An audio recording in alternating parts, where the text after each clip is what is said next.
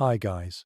Tonight we ease into a winter, so cold that your breath turns white the moment it leaves your mouth. You stand at the edge of a medieval English village, and the air already pinches your cheeks with a sharpness that only deep winter can manage. Frost thickens on every thatched roof. Icicles cling to timber frames like tiny glass knives. Snow packs hard under your boots as you trudge forward, and you feel the stillness of a world where the sun slips away early and gives almost nothing back. For a moment you imagine sleeping here through a night that drops below -20 Fahrenheit. You probably will not survive this.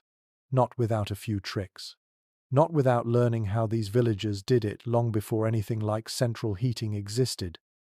So, before you get comfortable, take a moment to like the video and subscribe, but only if you genuinely enjoy what I do here.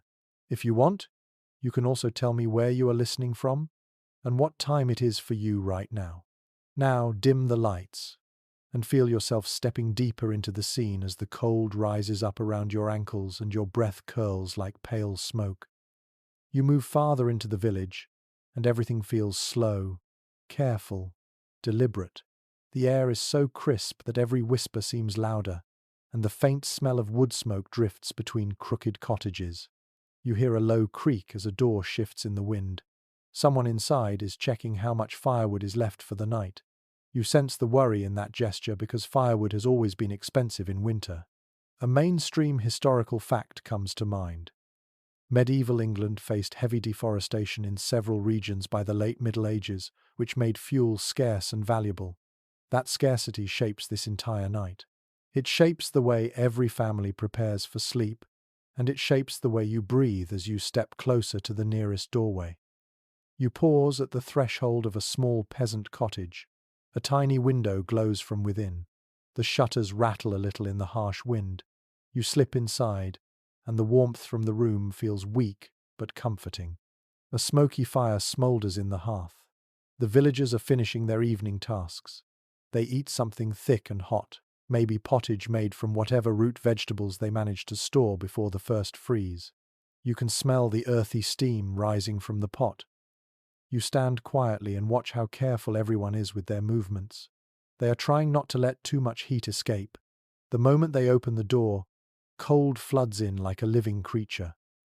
As you look around, another detail catches your attention. A small bundle rests near the hearth. It looks like a lump of twigs, cloth, and something odd. When you crouch down for a better look, you realize it is a quirky warming charm. Some families tucked odd items, such as dried frog skins or carved wooden tokens, into pockets or bedding for luck against winter chills. That strangeness feels both whimsical and desperate. People took comfort wherever they could find it, even if that comfort came from a superstition that lasted only through long nights. The family begins settling for bed. They move slowly. You watch them bank the fire, meaning they pull ashes forward to smother the flame but protect the hidden coals. Banking the fire allows the embers to survive until morning, and you see how they press the ashes carefully with a wooden tool. There is a quiet tension to it. Everyone knows that if the coals die overnight, the cold will punish them for it. Historians still argue whether rural households used particular tools or just bare hands with rags to bank the fire, but the exact method remains uncertain because written records are limited. You lean in and feel the faint warmth that will soon become even weaker as midnight settles in. You shift your attention to the cottage walls. They are made with wattle and daub, a mix of mud, clay, straw, and small stones. The surface looks uneven, and the wooden beams creak softly with each gust of wind. You run your gloved fingers along the wall and feel the tiny vibrations. It is not much of a barrier against cold, and you know it. The people living here know it too. They have stuffed gaps with moss and scraps of cloth in hopes of slowing the icy drafts. In your modern life, you might worry about efficiency ratings or insulation codes. Here, everything is survival. Every rushed repair or rough patch of clay could be the difference between a tolerable night and frozen fingers. Your breath fogs as you inhale the smoky air. You notice a faint scent of rotting rushes from the floor, mixed with the smell of wool and unwashed clothes. The sensory blend, strange as it is, brings a sense of closeness. These families depended on each other and their environment in ways you rarely imagine. The cold does that. It presses everyone into the same space. It turns rooms into ecosystems filled with whispers, sniffles, and the gentle shifting of tired bodies. One of the villagers glances at you with a knowing look. You get the sense that strangers stand out in winter because nothing moves freely during this season. People stay indoors when they can. Animals huddle in barns. The village paths are empty except for a stray dog or someone fetching water from a frozen stream. You understand how isolation becomes part of the nightly rhythm. Winter sleep is not just a biological need, it is a strategy. As you ease into the corner of the room, you allow the warm weight of your clothing to press against your shoulders. Thick wool scrapes your skin. You shift in place and feel the coarse texture catching on your sleeves. It is not comfortable by modern standards, but it works. It holds in heat, traps body warmth, and promises some measure of safety. You close your eyes for a moment. You imagine how villagers layered linen, wool, and sometimes fur. You hear the faint crackle of the fire as a coal breaks apart. A spark flares and dies. Your mind drifts to another thought. The cold changes sound. It sharpens it. Every small noise becomes distinct. The roof timbers pop as frost expands them. A faint whistle slips through a tiny gap in the window frame. Someone coughs softly. A baby fusses for a moment before falling quiet again. You listen to these sounds as though they are part of a lullaby made for difficult nights. Each sound reminds you that this cottage is alive, that warmth is a fragile but shared effort. You take one final long breath. The air is heavy, smoky, and warm in the way that only a small fire in a tightly packed room can be. You sense that the night ahead will teach you more. It will show you how people adapted to cold that would send most modern sleepers running for heated blankets. You feel your body growing quieter as you wait for the next part of the journey. You stay in the peasant cottage only a little longer, before slipping back outside into the cutting dark. The moment you step through the door, the cold clamps onto you like a living hand. It takes your breath for a second. Snow crunches under your boots as you move toward the next cottage, and the night sky feels endless above you. Stars glint like sharp bits of ice. Your eyelashes stiffen with frost as you blink. You push forward because you want to understand how people managed to sleep when there was no heating at all, only a flickering fire that threatened to die before dawn. You follow a narrow footpath that winds between cottages. Every house glows faintly through wooden shutters. These shutters are thin and loose, and you wonder how anyone sleeps with winter scraping at the walls. The truth is that they adapted by using darkness itself as insulation. When night fell, people shut everything tight, covered shutters with cloth, and relied on the thickness of the dark to slow the draft. You picture yourself inside one of these homes at the moment just before sleep. The fire is low. The air is smoky.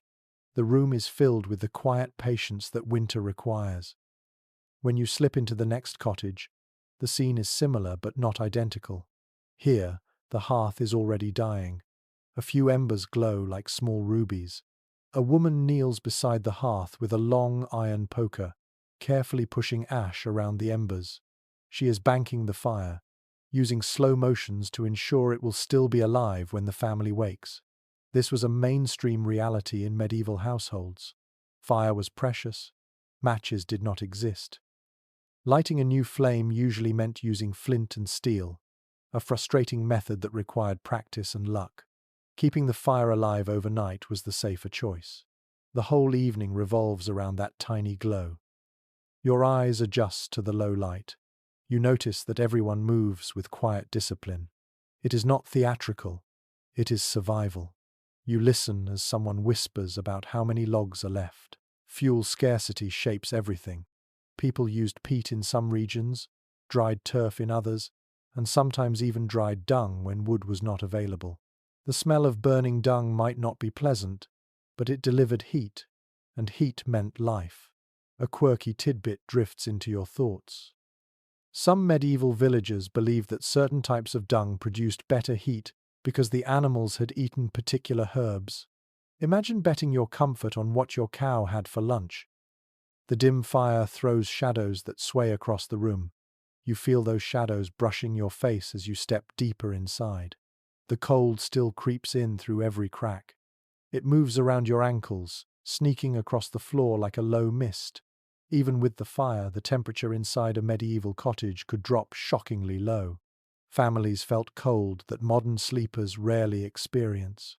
You press your hands together, rubbing warmth into your fingers, and you settle near the hearth. The smoky air coats your throat. Someone places a kettle of water near the embers.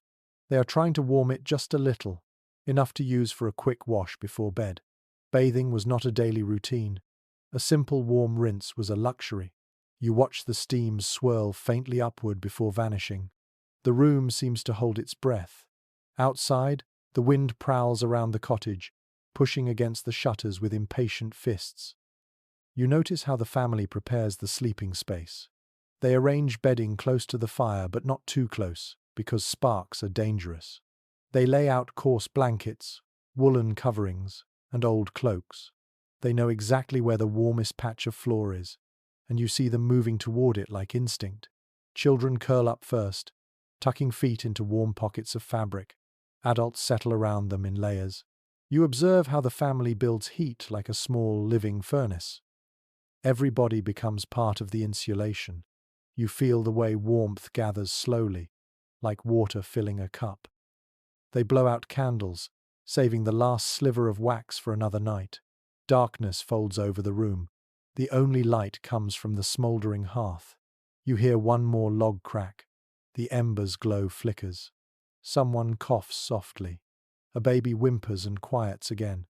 These tiny sounds shape the rhythm of sleep.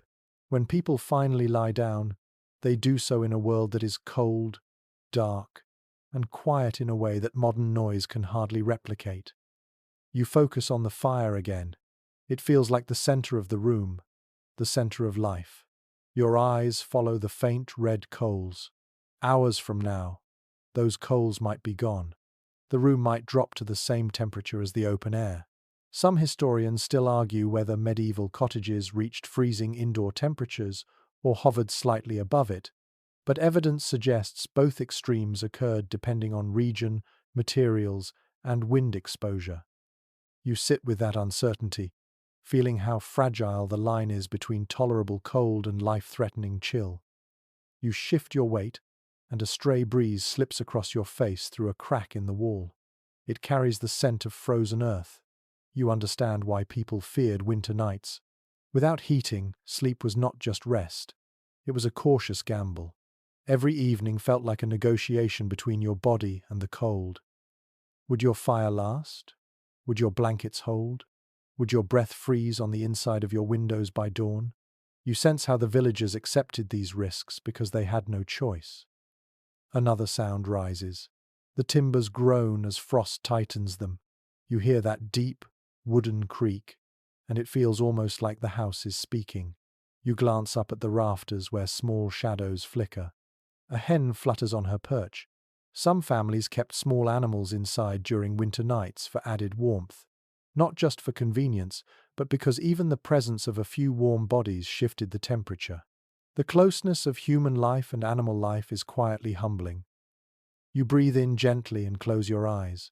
You let the cold settle around you just enough to feel it, but not enough to overwhelm you. You sit with the knowledge that these nights shaped medieval life in ways modern comforts erase. The cold carved routines, shaped sleep patterns, deepened family bonds, and forced people to think about heat every waking moment. You exhale slowly, letting the smoky air drift past your lips. The night deepens, the fire dims. You wait for what comes next, knowing there is still so much to learn about how people survived the harshest hours of winter. You remain beside the dimming hearth until the last ember glow softens into a sleepy murmur of red light. Then you rise, stretch your legs, and step back into the cold. The air bites the tip of your nose with the same sharp clarity as metal pulled from ice water. You let that cold settle into your coat for a moment, so you can feel the contrast between the faint warmth of the cottage and the brutal night outside. It becomes obvious why people learned to rely on more than fire for survival. They relied on each other. They relied on closeness. They relied on the simple truth that a human body is a furnace that never switches off. You follow a narrow path deeper into the village, guided by the crunch of frozen snow beneath your boots. A thin cloud of frost spirals from your breath. Somewhere ahead, you hear muffled voices and low laughter. You edge toward the sound and find a slightly larger cottage with a thick roof of thatch. The doorway is open just a crack, enough to reveal a soft ripple of light. You slip inside and feel the shift immediately. The room is warm, much warmer than you expect. The warmth is not from the hearth alone, it is from the bodies gathered inside. Several families are here together, sharing the same space for the night. You feel the heat of their presence, the soft hum of their conversations, the way their gathered breaths raise the temperature by small degrees. This is the communal warmth trick, the secret that medieval villagers relied upon when the cold became too sharp to handle individually. One mainstream historical fact supports this. In many parts of medieval Europe, it was common for multiple households to sleep in the same large room during winter, especially in smaller communities where housing was flexible and communal expectations were familiar. You watch as people settle onto shared bedding.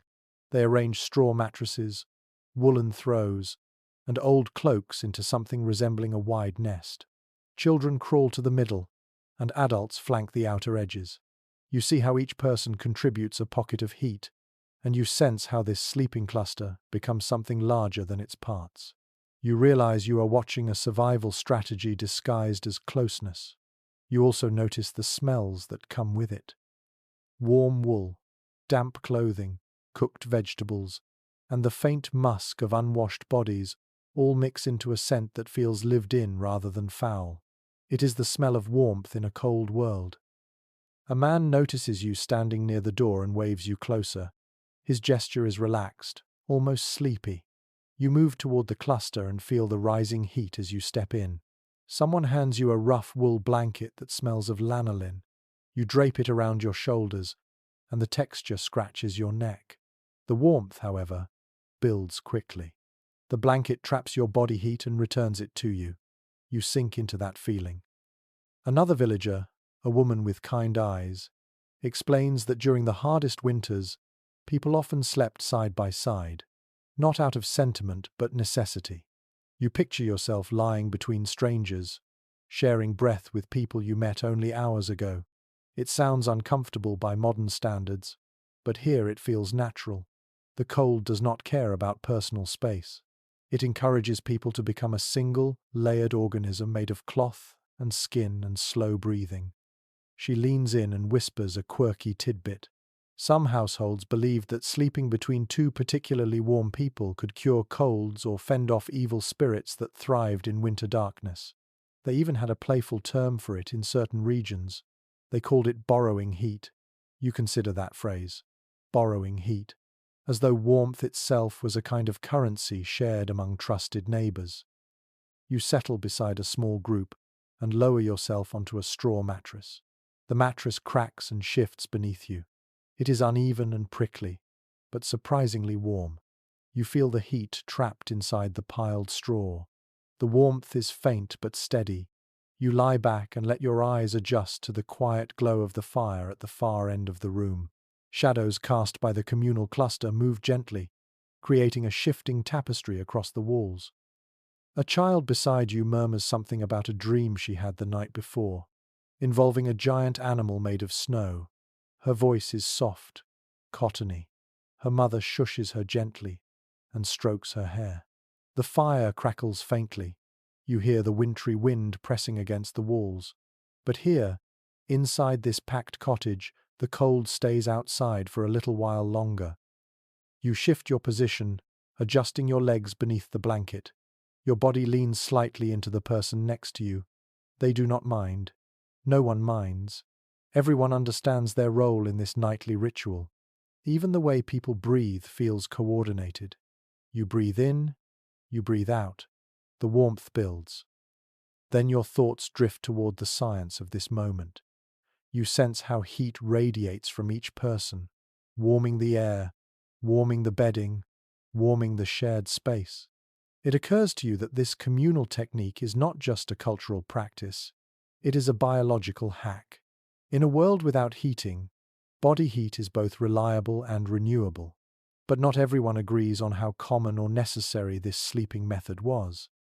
Historians still argue whether communal sleeping was universal or simply a regional habit shaped by tradition rather than climate. The debate continues because written records mostly describe wealthier households, leaving everyday practices of peasants and villagers to interpretation. The noise level in the cottage fades into a soft murmur. A few people whisper quiet stories, while others simply close their eyes and drift into half-sleep. You stay awake for a little longer, letting the warm presence of the cluster settle around you. You feel the rhythm of their breaths. You feel the slow relaxation of tired limbs. You feel the contrast between the cutting wind outside and this human cocoon inside. Then someone tucks a large dog into the circle. The dog stretches out, yawns, and curls its body beside a group of children. The added warmth spreads even more. You watch as the dog adjusts itself, nestling deeper into the blankets, becoming another small fire in a room full of tiny furnaces. You let your hand drift across the mattress. The straw has been arranged in tight bundles, creating ridges that feel firm under your fingers. But the mattress warms faster than you expect. Straw traps heat efficiently. That was one of the secrets of medieval bedding. These mattresses were often renewed or fluffed during the day, so that the fibers trapped air. Air becomes insulation. People knew this through instinct and trial, not through scientific vocabulary, but through generations of practice. You close your eyes and picture your modern mattress with its layers of foam and fabric. Then you return your attention to the simple brilliance of straw beneath you. A woman on the far side of the group adjusts the blanket that hangs from a wooden rod above the sleeping space. It falls loosely around the cluster, forming a kind of fabric canopy. This extra layer traps more heat. It reminds you of how modern campers rely on tent insulation. Except here, the tent is improvised from old sheets and animal skins. The air grows warmer, heavier. Your eyelids feel heavy. You hear quiet breathing, soft shuffles, distant wind. These sounds remind you of the first cottage, but here the warmth shifts the mood entirely. This place feels almost safe, almost comfortable. Your thoughts wander for a moment to how different social boundaries were in this world. Privacy was rare. Bodies slept together, worked together, and existed together in ways that modern people rarely experience. Sleep was not an isolated act. It was part of community life. You wonder how many secrets, fears, or friendships grew from nights like this, when people shared warmth and whispered in the dark. Someone beside you shifts their weight, and the mattress crackles again. You feel their movement ripple through the group like a subtle wave. You adjust your own posture, tucking your hands closer to your chest. Your breath fogs faintly in the cold patches of air near the floor but stays warm near your blanket. Then the fire pops. A soft glow spreads across the ceiling beams. You glance upward. Frost glimmers around the edges of the rafters, reflecting the weak light like tiny stars. The ceiling feels close. The room feels smaller than it did before. Everyone here seems wrapped in the same shared dream, drifting together through the coldest night of the year. You breathe out slowly. The warmth around you is enough to lull you into calm relaxation. You no longer feel the bite of winter. You no longer feel the ache in your fingers. You simply feel the slow hum of human closeness. Eventually you open your eyes again. You know you cannot stay here forever. The next part of the village waits. More secrets of winter survival linger in the shadows beyond this door. So you rise quietly, careful not to disturb the sleepers. You wrap the wool blanket around your shoulders one last time. Then you step back into the brittle night air. The cold greets you instantly with its sharp handshake. You inhale deeply, letting the cold reclaim your senses. You feel your warm breath fight against the icy wind. You let the contrast settle into your bones. It is time to move forward. Time to learn what people did after the cluster settled into sleep, how the night unfolded, and what other quiet strategies kept them alive until dawn. You leave the cluster of sleepers behind, stepping once more into the open night where the wind feels sharper and more impatient than before. It prowls across the village like a restless creature, slipping beneath clothing and probing for weaknesses. You draw your coat tighter and follow a faint path lit by the pale shimmer of moonlight on snow. The next home you approach looks older, its thatch sinking a little at the center, and its timber frame leaning as if tired of standing.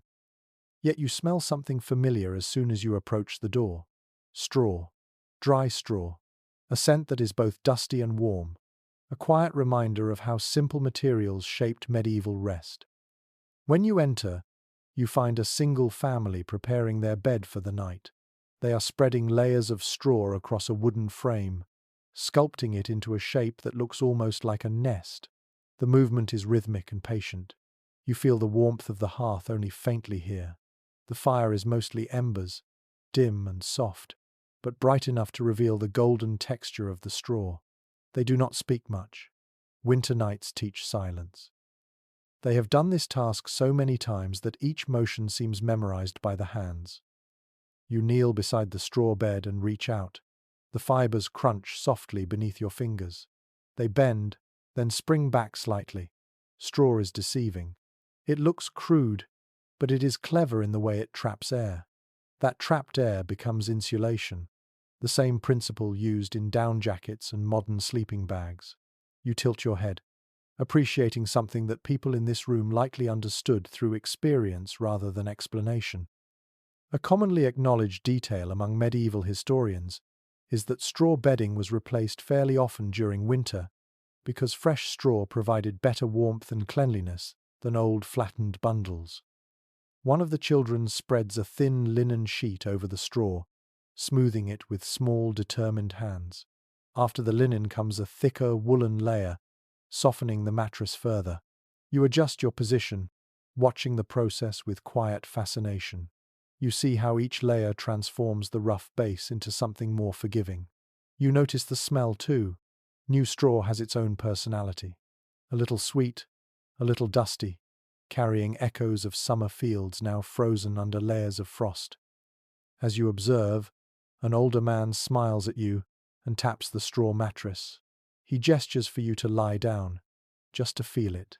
You lower yourself slowly, letting your weight settle into the uneven surface. The mattress crackles beneath you, warm in some spots and cooler in others. You shift your shoulders. The sensation is odd at first, but gradually you understand its charm. The bed shapes itself around you like a loose cradle, not perfect but surprisingly comforting in the stillness of winter. The man leans closer and shares something peculiar. He says that in some villages, families mixed aromatic plants like meadowsweet or lavender into their straw bedding because they believed the scents kept pests away and encouraged better dreams. It is a small fragment of folklore he passes on with pride. You smile. The idea of a fragrant medieval mattress feels unexpectedly charming, almost luxurious in a world built around survival. You sit up again, letting the straw shift under your hands. The fire sputters, sending a weak glow across the room. You study the scene. Bedding is not just an object here, it is a crafted environment, a place to restore warmth that the day has drained away. You imagine the countless nights when families return to this same bed, exhausted from long hours of labor. Winter days were short but demanding. The cold stiffened muscles. Food was simple. Clothing was heavy. Every evening felt like a small return to safety. You run your fingers along the linen sheet. It is coarse and slightly rough against your skin. Most households had limited fabric, and linen was laborious to produce. Yet here it lies, stretched across the straw, adding a layer of comfort and hygiene. You realize something that scholars often emphasize in discussions about medieval life. Even the poorest households invested care in their sleeping spaces, because rest was one of their few defenses against illness and exhaustion during harsh seasons. You watch the mother of the family shake out a thick blanket made of wool and patches from older garments. She spreads it over the bed, tucking the edges tightly. The motion is almost ceremonial, as if sealing warmth into the bedding like a promise. You notice how the blanket carries the scent of smoke, lanolin, and long use. It is heavy, heavier than any modern quilt. Its weight seems to press winter away. Your eyes wander to the edges of the room. Bundles of rushes lie against the wall, ready to be scattered across the floor. They insulate the ground and absorb some of the cold rising from the earth. A few clay pots sit near the hearth, containing warm water for the night. A wooden stool holds a small bowl of dried berries, saved from autumn. Every object in the room feels chosen with care and purpose. You shift your attention back to the family. They gather on the bed with graceful familiarity. The father lies near the wall, the mother beside him, the children tucked in where warmth is strongest. You see how they wrap themselves in layers of fabric, how they curl inward like sleeping animals conserving energy. The bed creaks softly under their combined weight. The mother strokes the straw beneath her blanket and whispers something to the children about how the mattress will stay warmer through the night if they lie still and let their bodies sink deeper. She speaks as though passing down a piece of inherited wisdom. You sense that she has said these words before on countless winter nights. As the family settles, you think about the comfort level of such a bed. It is not luxurious by modern standards, but it is functional, warm, and adaptable. Straw has advantages. It resists moisture. It holds heat. It can be replaced easily. You imagine how the bed might feel after a few hours of sleep, warmed by shared breath, shared weight, shared quiet. You listen to the sounds of the room. The small fire pops occasionally. A child sighs softly. The father shifts his leg, and the straw crackles in response. You hear the wind outside, growling and sliding across the roof. The contrast between the chaotic weather outside and the stillness inside feels almost sacred. This straw bed becomes a small island of warmth in a sea of winter. You glance upward and notice faint flickers of frost forming on the inner edges of the window frame. The cold pushes against the wooden shutters, trying to invade the room. But the walls hold firm. The bed holds firm. The people hold each other firmly enough. The older man looks at you again and speaks in a low voice. He tells you that beds like this were temporary by nature. Straw broke down. It flattened. It needed to be replaced. He also adds that people sometimes carried bits of straw in their clothes throughout the day without noticing, a little sign that comfort clung to them wherever they went.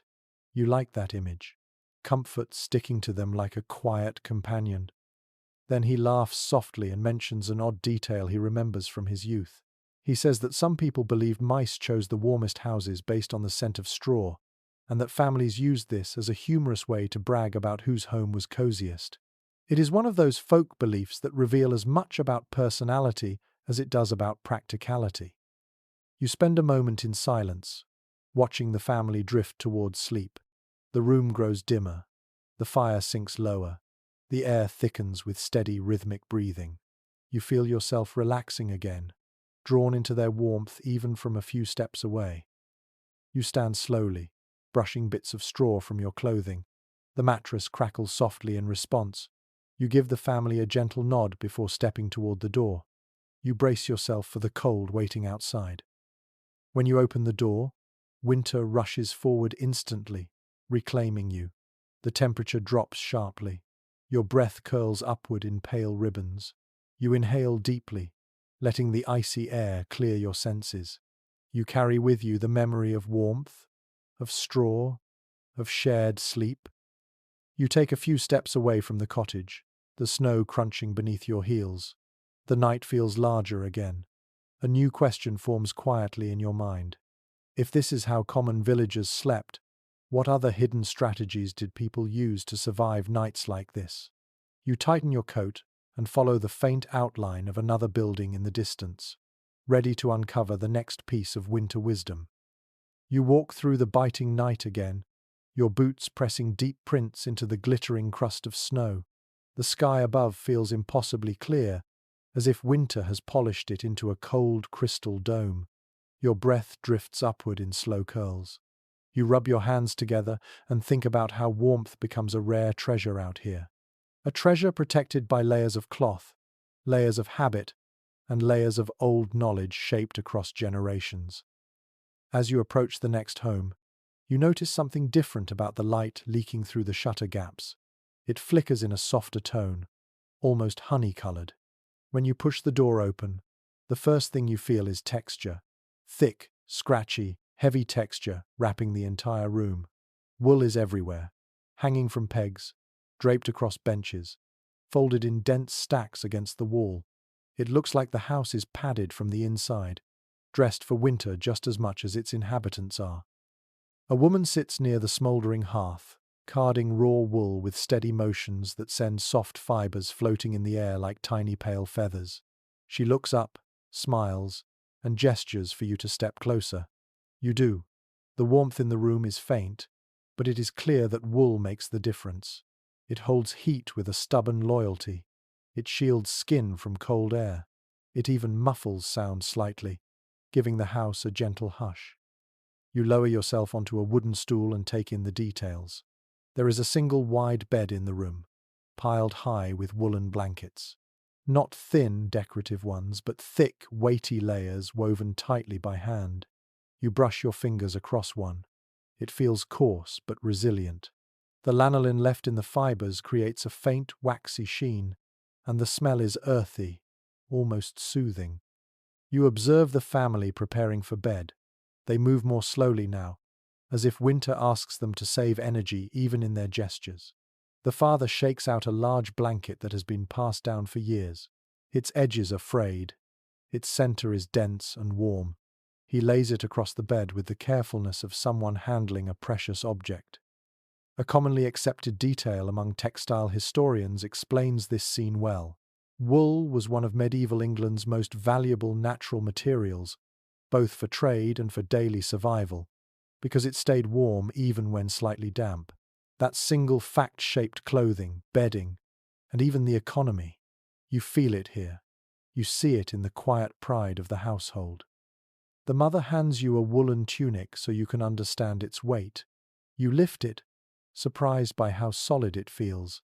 It seems less like clothing and more like armor against winter. When you press the fabric to your cheek, it scratches, but it also radiates a sense of protection. You imagine wearing it to bed, letting that weight settle over your tired limbs. In this world, weight equals comfort. While you observe the tunic, a young boy wanders over and holds up a tiny wool cap. He pats his head, then hands it to you with a grin. It takes you a second to understand. He wants you to try it on. You slip the cap over your head. It fits snugly, covering your ears. Warmth spreads almost instantly.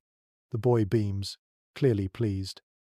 He begins explaining that everyone in the house sleeps with caps because cold air collects near the ceiling and floor, and the head loses heat more quickly than people expect.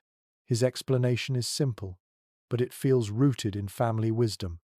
His father chimes in with a playful detail. He tells you that in some villages, people believed sleeping without a nightcap let winter spirits nibble at your thoughts, making your dreams confused or restless. It is a small piece of folklore, shared with a laugh but remembered as part of the seasonal rhythm. The idea lingers in your mind with strange charm. You watch as the family settles onto the bed. They layer themselves in wool, starting with lighter blankets at the bottom and heavier ones near the top. The mother smooths the edges so no draft can slip in. You notice how the children naturally curl toward warmth, tucking their feet beneath the thick folds. You sit beside the bed for a moment and let your hand rest on the uppermost blanket. The heat building beneath it feels steady and confident. Wool does not warm instantly. It warms gradually, like a slow-burning ember, gathering heat from the sleepers themselves. Each breath, each shift, each moment contributes to the rising temperature. The father adds another layer, but this time it is something exceptional. A rich, dark wool woven more finely than the others. You run your hand across it.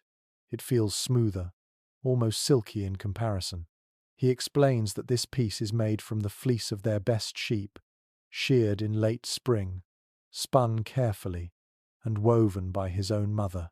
You sense the emotional weight in his voice. This blanket carries memory, labor, and hope. Winter has a way of making sentimental objects practical and vice versa. You glance around the room and notice something else. The walls are draped with rough woolen cloth.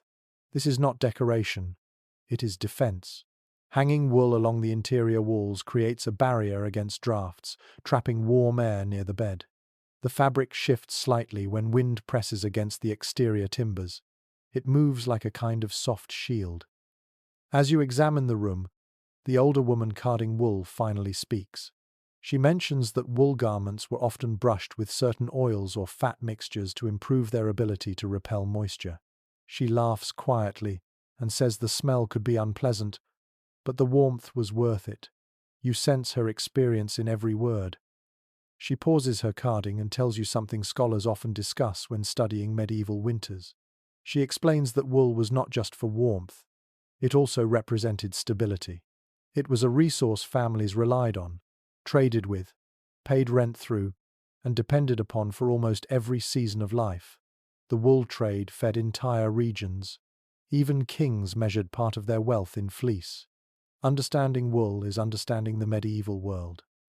As the family drifts towards sleep, the room grows quieter. The fire settles into a gentle red pulse. Shadows soften. The wool curtains along the walls ripple faintly, as if breathing with the night. You let your own body relax, absorbing the warmth that seems to float through the room like invisible steam. A young girl pulls her blanket tighter and mutters something drowsy about how she hopes the cold does not creep under the door tonight. Her brother reassures her by pulling her closer. Their voices, tired and warm, melt into the air. You sit there in that softness for several minutes. You listen to the faint whir of the wool carder as the older woman finishes her last handful of fibre for the night. You hear the faint whistle of wind outside. You hear the bed creak as someone adjusts their legs. You understand in this moment how deeply wool shaped comfort in a world without heating. It was not fancy. It was not glamorous. But it was faithful. It trapped body heat, softened rough bedding, wrapped children and elders in protective weight, and transformed freezing rooms into tolerable havens. Eventually you rise, returning the cap to the cheerful boy. You pull your coat tight and step back toward the door. The woman smiles at you once more, then dims the lantern. When you step outside, the cold hits you immediately, but you carry the memory of warmth with you like a hidden ember tucked beneath your clothing. Wool survives beyond the fire. It lingers in your skin, your senses, your understanding. You walk away from the cottage, watching your breath drift upward like pale smoke, ready to discover the next way medieval people turned impossible cold into survivable night. You continue through the sleeping village, your footsteps sinking into soft layers of snow that sparkle beneath the moonlight. The cold wraps around you with fresh determination, slipping into seams and tugging at your sleeves. It feels colder now than before, as if the night has deepened its grip. You hug your arms to your chest and wander toward a larger building near the center of the settlement. The silhouette tells you this home belongs to someone with status. The roof is higher. The timber beams are straighter. A faint golden glow leaks through shutter cracks in thicker streams than the poorer cottages allowed. You sense warmth inside, not the thin survival heat you left behind, but something richer. When you enter, you feel it instantly. The air here carries a gentle softness, the sort that signals privilege. The fire in the hearth is still alive, not merely embers glowing in surrender. Logs burn with patient strength, sending waves of warmth rolling across the room in slow pulses. A subtle scent of beeswax and roasted grain drifts through the air. The floors are cleaner, covered with woven carpets that mute your steps. You take a few more steps inside, letting the warmth seep through your clothing until your shoulders relax. This is a wealthier household, and wealth means options. The difference becomes clear as you lift your eyes to the centerpiece of the room, a magnificent featherbed resting atop a carved wooden frame, elevated proudly above the cold ground. You approach it slowly, drawn to its height and soft, overstuffed shape. The feather bed looks impossibly plush compared to the straw mattresses of the previous cottages. Its surface curves slightly, as if welcoming a tired body with open arms. A man of the house, dressed in a padded robe lined with fur, notices your interest and gestures for you to come closer. His movements are unhurried. He carries the relaxed confidence of someone protected from the harshest realities of winter. When you stand beside the feather bed, he pats it affectionately. You sink your hand into the top layer and feel it yield under your touch, soft and buoyant. The feathers shift inside, adjusting to your pressure with a luxurious whisper. You almost expect warmth to bloom immediately beneath your palm. It feels like a small escape from the cold, hidden in plain sight. The man explains that this feather bed belonged to his father, and before that to his grandfather. These items lasted for generations when cared for properly. He mentions that goose down from well-tended flocks produced the warmest, lightest filling, prized even more than wool by those who could afford it. He tells you something widely noted in economic histories. Featherbeds were so valuable that they often appeared in wills, listed alongside land, livestock, or gold. The idea stays with you, a testament to how deeply winter shaped priorities. His wife approaches, holding a linen sheet she has just finished inspecting. The cloth is smooth, finer than most people could ever buy. She spreads it over the feather bed with calm precision. The sheet falls gently, settling into the soft contours beneath. Next she adds a quilt made of dyed wool squares stitched into patterns. The seams show years of repair. She smooths it fondly, as though tending a beloved companion rather than an object. Then she lifts a second quilt. You recognize something different in its weight and richness. This one is filled with down as well. When she unfolds it, the fabric drifts through the air with slow grace. You watch how it traps warmth almost immediately. She tells you they layer blankets in winter based on the cold. Tonight is especially harsh, so they will use both quilts. You imagine the weight and comfort of lying beneath them. It must feel like sleeping under a warm cloud. A young servant steps into the room, carrying a small bundle wrapped in cloth. He lays it gently on the edge of the bed. When he unwraps it, you see several small feather-filled pillows, unusually plump and clean. He shakes them briskly, fluffing them to restore their shape. The feathers inside rustle quietly. You catch the scent of dried herbs, tucked lightly into the pillow linings. He explains that the herbs discourage insects and add a faint, soothing smell for sleep. A detail often mentioned in medieval household records comes to mind. Wealthier families sometimes perfumed their bedding with mixtures of herbs such as rose petals, marjoram, or chamomile. It was not only pleasant but believed to influence dreams in healthier directions. You breathe in, detecting a hint of chamomile lingering in the room. It calms you in a way you did not expect. You step back to observe the entire bed as it comes together layer by layer. It resembles a miniature hill of comfort in the center of the room, capable of holding heat far better than any bundle of straw or pile of cloaks.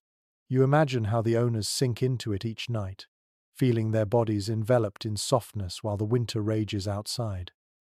As the couple continues preparing for sleep, the man mentions an interesting dispute that scholars sometimes bring up when studying medieval households.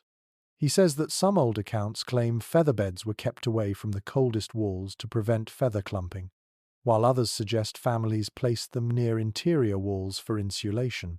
He shrugs gently, acknowledging that practices varied. Explanations differ depending on region, tradition, and available space. No one can be certain which was more common. You sit on the edge of the feather bed, letting your weight sink into the soft layers.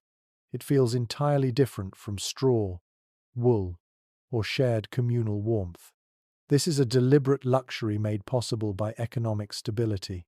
You shift slightly. The bed shifts with you, absorbing motion smoothly. A sense of security settles into your muscles. You understand why such beds were treasured. The mother of the house shows you another item. She brings out a fabric cover stuffed with feathers that they call a bolster. She places it near the head of the bed. It serves as both back support and a barrier against drafts. You touch it and feel it spring gently beneath your fingers. You admire how each item, each small improvement, builds layers of comfort that transform the sleeping space into a winter refuge. A girl, likely their daughter, approaches carrying a fur coverlet. The fur is soft and dark. She lays it across the foot of the bed. You brush it with your hand. It feels warm even before anyone touches it. Fur retains heat in a way that almost seems magical. She tells you that on the coldest nights, she pulls it all the way up to her chin. You picture her sleeping beneath it, safe from the icy winds. The father sets a wooden chest beside the bed and opens it. Inside are more blankets, folded neatly. He chooses one made of thickly woven wool, dyed in deep, earthy colors. He spreads it across the bed as the final layer. The structure of the bedding now resembles a fortress built from comfort rather than stone. The featherbed base supports everything above it. Quilts and blankets lock in heat. The fur coverlet adds protection. The linen sheet provides softness against the skin. You feel grateful just looking at it. Then you notice something else in the room. A small tapestry hangs near the bed, depicting a hunting scene. The thick fabric helps block drafts from the wall. Wealthier families often use tapestries for insulation as well as decoration. The image on it glows in the firelight. A deer leaps through a woven forest. A hound follows in mid-stride. The colors flicker like living flame. The daughter speaks softly, explaining that she likes falling asleep while staring at the tapestry. The shapes blur in the dimming firelight and become something dreamy. Her mother smiles and gently brushes her hair. You feel a warmth that does not come from fire or feathers, but from family tenderness. As they finish preparing, the household grows quieter.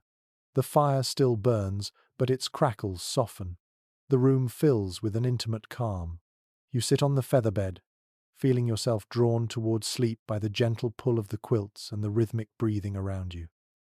Then you stand, knowing you must continue your journey. The father thanks you for visiting. The mother gives a small bow of farewell. You step toward the door, feeling the weight of warmth in your clothing. The feather bed lingers in your senses like a soft memory. When you step outside again, the cold shocks your lungs. The wind sweeps across you, urging you forward. You exhale slowly, watching your breath drift upward. The village waits with more secrets, more fires, more beds, more ways humans learn to soften a harsh night. You keep walking. You continue along the silent village lane, feeling the icy wind press against your coat as if trying to herd you back indoors. But curiosity pushes you forward. You want to know how else people in this age carved out warmth from a world determined to freeze them. Your boots crunch through the powdered snow until you reach a cottage that looks different from the others. It is narrower and slightly taller, its upper floor jutting out over the lower one like a protective brow. A thin trail of smoke leaks from a small chimney. The shutters are closed tight, and yet you sense something unusual inside.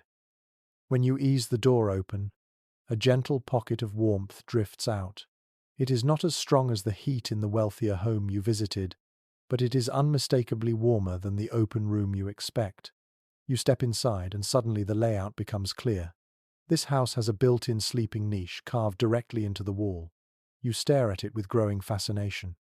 The niche is like a wooden box tucked into the structure of the house, raised slightly above the floor and enclosed on three sides by thick timber walls. A curtain hangs across the open side. When you push the curtain aside, a small compartment reveals itself, just large enough for two adults to lie curled within it. You can smell wool, dry straw, and the faint lingering scent of herbs. The space feels cocooned, sheltered from drafts that wander freely through the main room. A woman seated near the hearth looks up from her mending and smiles. She tells you softly that this niche has served her family for 3 generations. You crouch down and run your fingers along the smooth wood of the inner walls. Warmth lingers there. You notice that the wood seems slightly darker where years of body heat have soaked into it. Someone added a layer of old wool along the back wall for insulation. You can imagine how the small space transforms into a pocket of comfort once bodies settle inside it. She invites you to climb in for a moment, When you do, the difference shocks you. Inside the niche, your breath warms the air quickly. The ceiling is low, and the space is small enough that the cold cannot chase you. You feel like you are tucked inside the house itself, embraced by its structure. This is warmth created not by fire or luxury, but by clever design. The family uses the niche the way people today might use a sleeping bag. You let your hands rest on the worn blanket beneath you, noticing the soft rise of old straw shifting underneath. The woman explains that these enclosed beds, sometimes called wall beds or tucked beds, became popular in certain regions because houses were drafty and heating fuel was limited. A widely repeated detail in architectural history notes that these niches trapped heat remarkably well, especially when paired with thick curtains. They turned the act of sleeping into a kind of retreat from the night. You imagine families sliding inside, drawing the curtain, and closing themselves into a warm cocoon while winter prowled outside. The woman gestures toward the main room. She points out that the shape of the house funnels cold air through certain corners but never into the niche. The niche sits above the floor where cold settles, but below the roof where warm air escapes. It is positioned exactly where warmth lingers longest. You admire the intelligence behind the design. It shows how architecture adapts to climate even when builders work with simple tools and local materials. She sits beside you and continues mending a pair of woolen socks. She mentions that when she was a child, she loved climbing into the niche on winter afternoons just to feel how quickly it warmed around her. She smiles at the memory, describing how she used to pretend it was a secret cave protected from snow spirits. Her voice is soft, but her eyes shine with fondness. A little boy runs over and crawls into the niche beside you. He sets down a small wooden horse carved from a scrap of oak. He tells you that this is his favorite place in the house because the niche feels like it hugs him. You laugh quietly as he snuggles deeper into the blankets. Children know warmth instinctively. They gravitate toward it like birds finding sheltered branches. The woman adds another detail, a bit of oral wisdom passed down by her ancestors. She explains that some people believed sleeping in enclosed spaces allowed dreams to grow clearer because the mind stayed warmer and more relaxed. Whether or not that is true, the idea feels charming. She shrugs gently, acknowledging that traditions grow from both practicality and imagination. You settle against the back wall of the niche, letting your breath warm the small chamber. The space grows noticeably more comfortable after only a few minutes. The boy shifts closer to you, giggling when your elbow brushes his arm. The privacy of this nook feels rare in a world where most families live in single-room houses. You realize how valuable even a small sense of enclosure must have been during harsh winters. The fire crackles faintly at the far end of the room. The orange light dances through the curtain opening, casting soft shapes on the wooden ceiling. You listen to the sounds of the house. Wind taps at the shutters. The fire shifts with gentle pops. The woman hums quietly as she sews. Everything feels intimate, protected. After a while, you lean out of the niche and study the exterior structure more closely. The wooden frame surrounding it is thick. You notice that the builders reinforced it with additional planks, likely to block drafts that slip through the outer walls. Straw has been packed between the planks and sealed with a mixture of clay and hair. You press your hand against the wall. It is warmer than the rest of the room. The insulation makes a difference. The woman tells you that her family sleeps in the niche on the coldest nights, leaving the wider bed in the main room for storing spare blankets and clothing. She laughs and says that when her children were younger, they used to hide inside the niche during play, pretending it was a ship sailing across icy seas. In winter, imagination becomes another tool for survival. As you step out of the niche and stretch your muscles, the boy crawls out with you, clutching his wooden horse. He hands it to you as a temporary gift, saying you can borrow it for the night. You tuck it into your coat pocket with a smile. You thank the woman for letting you experience the niche. She nods warmly, then closes the curtain to save the warmth inside. The fabric rustles softly and falls into place. You stand for a moment, watching the gentle sway of the curtain before turning toward the door. When you step outside again, the cold does not feel quite as sharp. You carry a memory of compact, sheltered comfort inside you, a sense of closeness to the house, to the people, to the winter itself. The snowflakes drifting from the sky seem gentler now, almost like soft reminders of how humans reshape their environment with creativity. You breathe in deeply. The air tingles in your lungs. The night is still vast, but you feel braver facing it. There are more secrets to winter sleep, more corners of history waiting. You take another step forward, ready for the next discovery. You move away from the house with the snug sleeping niche, feeling the cold wrap itself around you again, like a determined reminder that comfort in this world is temporary. The wind sighs through the village lanes. Snow swirls in thin spirals across the ground, whispering against your boots as you walk. You take a slow breath, watching it fog in front of you, and follow the faint flicker of firelight leaking from another cottage nearby. Something about the silhouette of this home draws your attention. The roof is a little steeper, the walls more tightly packed with daub, and the shutters have thick cloth draped over their inner frames. As you approach, you notice long strips of fabric hanging near the doorway, pulling slightly in the draught. You step inside the cottage and immediately feel why. Heavy bed curtains dominate the room, enclosing the sleeping area in thick folds of fabric. The hearth glows gently, but it is clear that the main source of warmth in this house comes from something far less dynamic than fire. It comes from cloth, thick, breathless, shielding cloth. A man sits near the bed, carefully brushing a curtain panel with a stiff bristle broom to remove dust. He looks up, smiles, and invites you to come closer. You move toward the bed and feel the temperature shift with each step. The air surrounding the enclosed space is noticeably warmer than the rest of the room. You part the curtains slightly, and warm air sighs against your face like a gentle welcome. Inside the curtained space are two straw mattresses layered with soft wool blankets. The woman of the house sits on the mattress, adjusting small herbs tied in little cloth bundles along the curtain rods. She explains that they hang these fragrant bundles to freshen the air and reduce the musty smell caused by humidity trapped inside the curtains. Their scent is earthy and soothing, a mix of lavender, marjoram, and dried mint. You breathe it in and feel a momentary calm settle over you. She pats the mattress and invites you to sit. When you do, the curtain fabric falls behind you with a soft thump. The enclosed bed suddenly feels like a warm bubble, sealed off from the relentless cold outside. You run your hand along the inside of the curtain. It is thick, almost quilted, layers of woolen cloth stitched together. The woman explains that fabric like this does not flow easily, and that is the point. The less air that moves through it, the more heat stays trapped inside. She smiles and adds that in some households, bed curtains were so prized that they were mentioned in dowries, passed between generations, or even used to settle debts. The idea amuses you.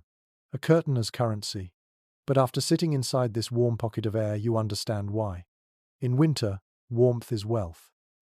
You lean back a little and let the curtain fall into its natural position.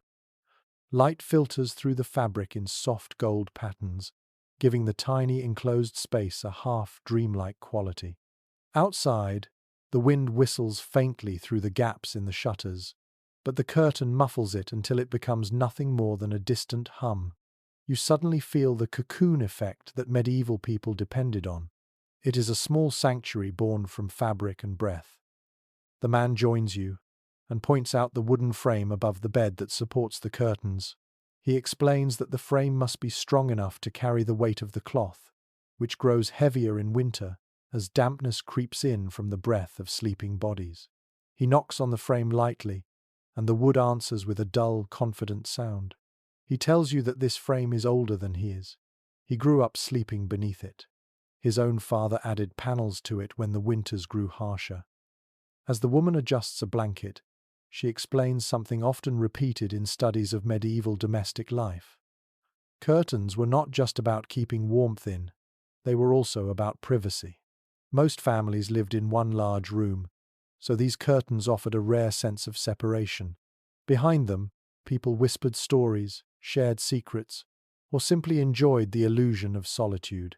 You imagine how precious that privacy must have felt after a day of constant work and shared space.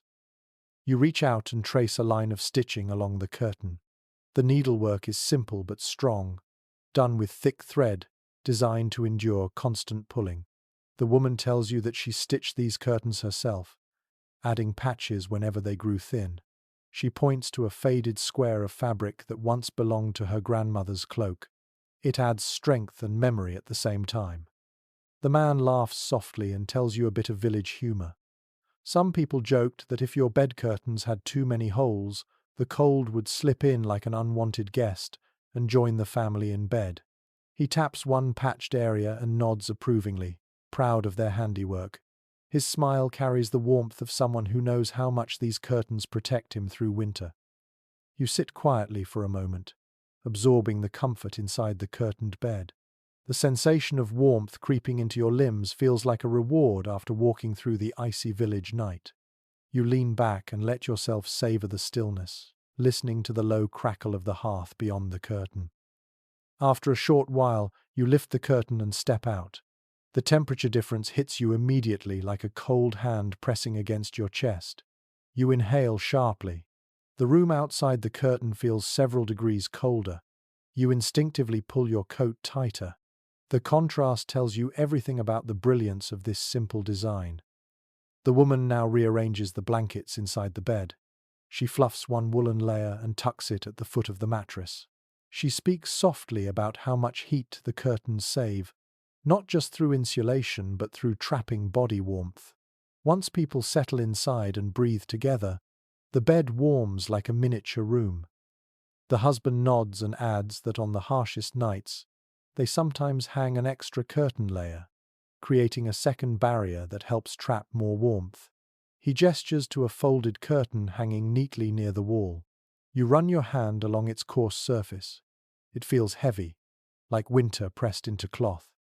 He also mentions an interesting debate that researchers occasionally discuss when studying medieval fabric practices. Some argue that households used bed curtains not only for warmth, but also as a way to display status through fabric quality, while others claim the designs were mostly practical and rarely decorative. He shrugs, acknowledging that both ideas may hold truth depending on the household. There was no single correct way to survive the cold. You crouch down and look at the bottom of the curtains where they brush the floor. The edges are weighted with small stones sewn into the hem. You lift one slightly. It tugs downward, ensuring the curtain falls straight and seals the warm space more effectively. This detail surprises you. It is clever and subtle, a reminder of how people solved problems with creativity. The woman folds her hands and tells you that she sometimes reads to her children inside the curtains by candlelight, though very carefully because open flames near fabric are dangerous. She describes how the curtain glows softly when lit from inside, turning the bed into a tiny illuminated den. You picture that tender image, a mother reading stories in warm half-darkness while the cold wraps tightly around the outside walls. She invites you to lie down for a moment to fully understand the comfort. You settle onto the mattress and pull a section of curtain closed. The warmth wraps around you almost instantly. The stillness inside makes you feel suspended, sheltered from everything beyond the cloth. It is astonishing how a simple set of heavy curtains can create such a gentle haven.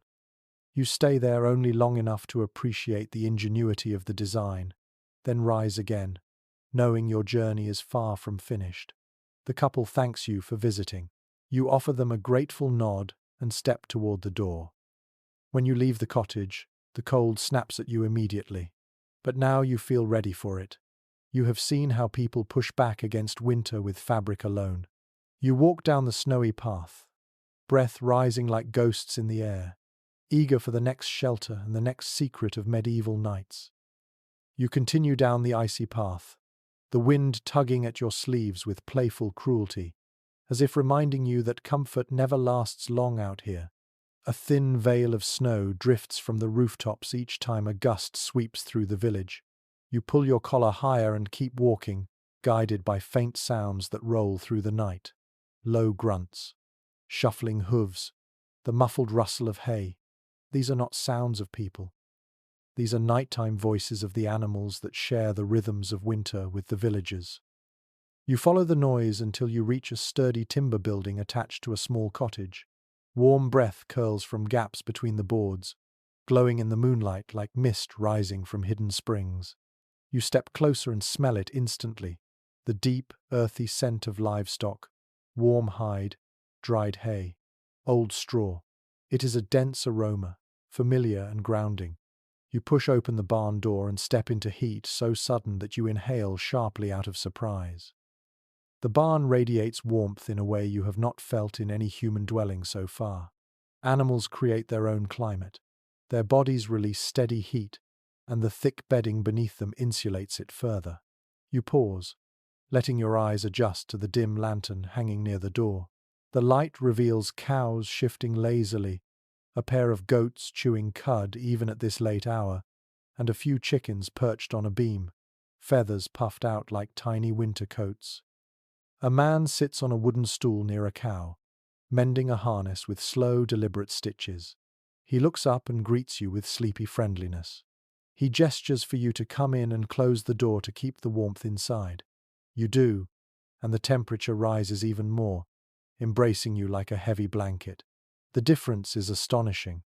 Outside, the cold stings. In here, it feels almost like early spring. The man explains that during the harshest winters, families often slept in or near the barn, especially if their house was poorly insulated.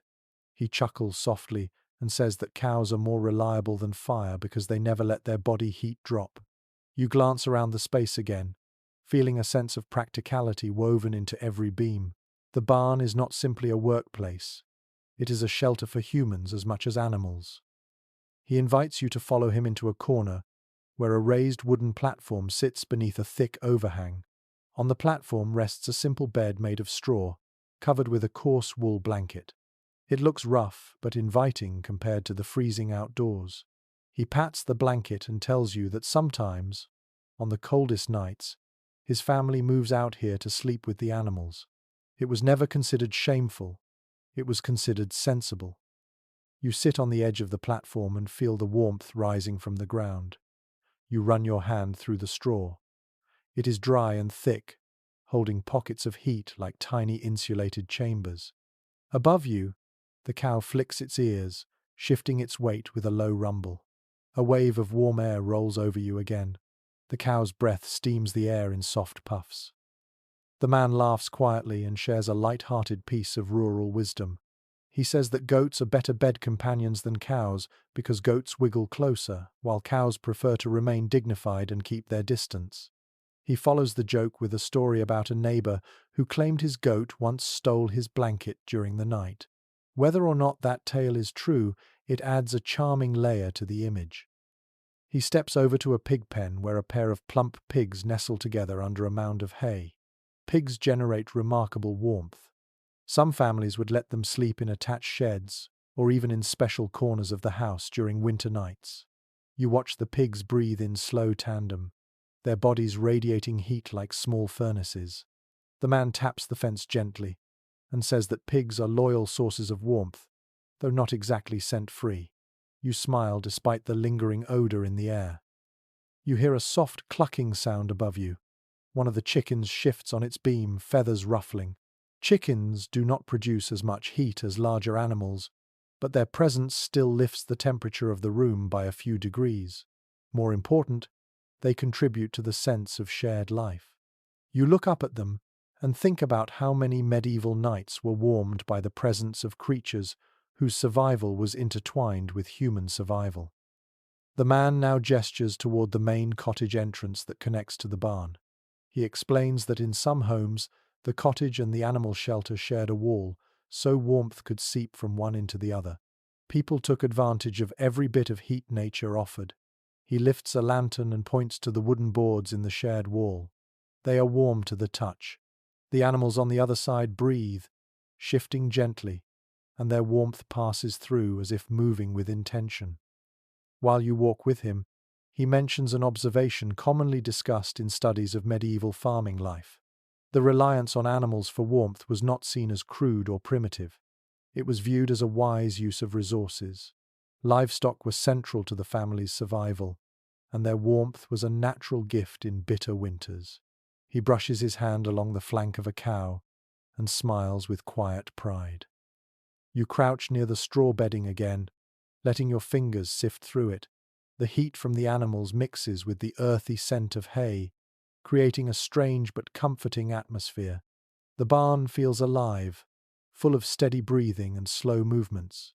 There is a calming rhythm here, no hurried shuffling, no chattering voices, just the sound of creatures resting together against the night. The man sits back on his stool and tells you about an ongoing debate among agricultural historians. Some believe that sleeping in barns was a significant winter practice among the rural poor across England, while others argue it was less common and mostly reserved for emergencies or extreme weather. Written records differ, and oral accounts are scattered, leaving room for interpretation. He shrugs, acknowledging the uncertainty, and adds that in this village families do whatever the cold demands. You continue observing the barn. The lantern light glows softly across rough wooden beams, catching flecks of dust drifting like tiny sparks. You smell warm hay, animal breath, and faint smoky hints carried from the hearth next door. These scents blend into something raw and honest. A young girl enters the barn with a small basket of grain. Her cheeks are pink from the cold outside. She sprinkles the grain into a wooden trough and pats the side of a goat affectionately. When she notices you watching, she smiles shyly and tells you this is her favorite place in winter. She says the barn feels like a big breathing blanket wrapped around all of them. You find her words simple yet perfect. A breathing blanket. That is exactly what it feels like. As she finishes her chores, she picks up a handful of hay and tosses it playfully toward a chicken. The chicken clucks indignantly, hops twice, then resettles on its perch. The girl laughs softly. Her father joins her, and they speak for a moment in low, gentle tones. You can sense that this barn is more than a shelter. It is a place where family gathers, works, and sometimes sleeps. The girl looks at you again and tells you that when the wind screams through the village and frost forms on the inside of the cottage windows, they stay here. Her mother warms stones by the hearth and brings them to the barn to place under the bedding. Her father stacks extra hay along the walls to block drafts. They sleep close together, wrapped in thick blankets, listening to the animals breathe. She describes it as cozy, like sharing dreams with the creatures they care for. You feel a quiet admiration settle in your chest. This simple barn, with its coarse straw and earthy smells, reveals a warmth more genuine than luxury. It shows how deeply intertwined their lives are with the animals that sustain them. Here, survival is a shared effort among humans and beasts alike. You thank the family and step back toward the barn door. When you push it open, the cold greets you again with icy teeth. But this time you carry a different understanding of warmth. Not just heat from fire or fabric, but warmth born from connection, instinct, and cooperation. You exhale slowly, watching your breath drift into the night, and continue down the snowy path in search of the next story waiting in the dark. You walk on, guided now by a faint, shimmering glow that seems to pulse gently in the distance. The village has grown quieter, the wind settling into long, steady breaths that sweep over the snow like soft brushes. Your boots sink slightly with each step, the cold tightening around your ankles in little pinches. You follow the glow until the silhouettes of tall timbers rise ahead. The building is larger than any cottage you have entered so far, with high walls and thick beams that cast long shadows in the moonlight. This must be the manor's great hall, the heart of warmth and authority in a medieval community. You approach the heavy door. Light seeps through its edges, warm and promising. When you push it open, a gust of heat washes against you in a slow wave. You inhale, letting your chest loosen with relief. The hall is enormous, far wider than the cottages scattered across the village. The ceiling disappears into darkness. The air carries aromas of roasted grain, wood smoke, and resin. Across the stone floor, The last fire of the evening still flickers, burning low but glowing with a calm reddish hue that fills the hall with soft light. Several servants are finishing their nightly tasks. They sweep ash near the hearth, fold blankets, and set wooden mugs upside down on tables for the next day. Their movements are quiet, unhurried, worn down by a long routine. You step closer to the hearth, drawn as if by magnetism. The heat is stronger here than in the cottages. Even though the fire is fading, large stones around the hearth radiate stored warmth. You kneel and place your hand near them. The heat ripples upward gently, almost soothing your chilled fingers back to life. One of the servants nods to you as he collects firewood for the morning. He explains that the great hall fire burns much longer than household hearths because it is built with large logs. He gestures to a thick, partially charred log resting in the embers. Its surface glows in streaks of deep orange. He tells you that these big logs are meant to last through most of the night, so the Lord's family and their guests do not wake in freezing conditions. He crouches beside you, and adds that the heat from the great hall often helps warm the surrounding chambers too, even if only slightly. It is one of the few places in the village where you can feel warmth long after the flames have died down. You nod, understanding why people cherish the time spent near this fire. You sit on a low bench near the hearth. The thick stone radiates heat beneath you. You glance across the hall, noticing how everything glows with amber tones. Tapestries along the walls flutter faintly with the movement of warm air. Their woven scenes of hunts and battles shimmer in the firelight. The colours appear almost alive. A young woman approaches, carrying an armful of rushlights. She places them near a table and pauses to warm her hands by the fire. She tells you that she and the others often sleep in the hall during harsh winter nights, spreading their blankets near the embers after the household retires to private chambers. The lingering heat offers more comfort than their cold servants' quarters. She smiles shyly, then begins trimming the ends of the rushlights with a small knife. You watch her work, noting how the smell of resin mixes with the warm air. She explains that they dip the rush pith in animal fat to make them burn longer. The idea is simple but effective, giving a soft glow to the hall long after sunset. You imagine the hall at night, dimly lit by faint flames while people asleep nearby, breathe in slow harmony with the embers. You stand and walk closer to the hearth, noticing the thick iron andirons that support the massive logs. Their surfaces glow faintly with absorbed heat. You place your hand near one and feel warmth radiating off it. Heat lingers here with surprising loyalty. Even as the fire shrinks into a cluster of glowing coals, the warmth remains like a memory. A man steps in from a side door, wrapped in a heavy cloak. He rubs his arms and tells you that this hall is built to trap heat. The high roof lets smoke drift upward, but the thick stone walls absorb warmth and release it slowly. He taps a wall with his knuckles. The stone feels warm under your touch. It is remarkable. In this age of thin walls and leaky roofs, this hall feels almost indulgent. He mentions a point often noted in architectural studies. Larger halls, especially those belonging to nobles or wealthy landowners, were constructed with materials that helped retain warmth. Stone absorbs heat from the fire during the day and radiates it back during the coldest hours of the night. You can feel that principle in action with every breath you take inside the hall. He moves to the far side of the room where a large wooden table sits, still draped with daytime clutter. A half-eaten loaf, a pair of wooden bowls, a dog curled beneath the bench. The dog lifts its head, sniffs the warm air, and drops back into sleep. Animals, even here, share the same search for comfort. The servant leads you to a smaller alcove at the edge of the hall. Inside, a bed made from layered blankets sits near a half-open window shutter. He explains that sometimes the younger servants compete for this sleeping spot because it is closest to the stones warmed by the hearth all day. You kneel and place your hand on the bed. The blankets feel heavy and warm, infused with the heat that lingers in the hall's core. He laughs and adds a small story. Last winter, 2 servants raced across the hall to claim this warm spot at bedtime.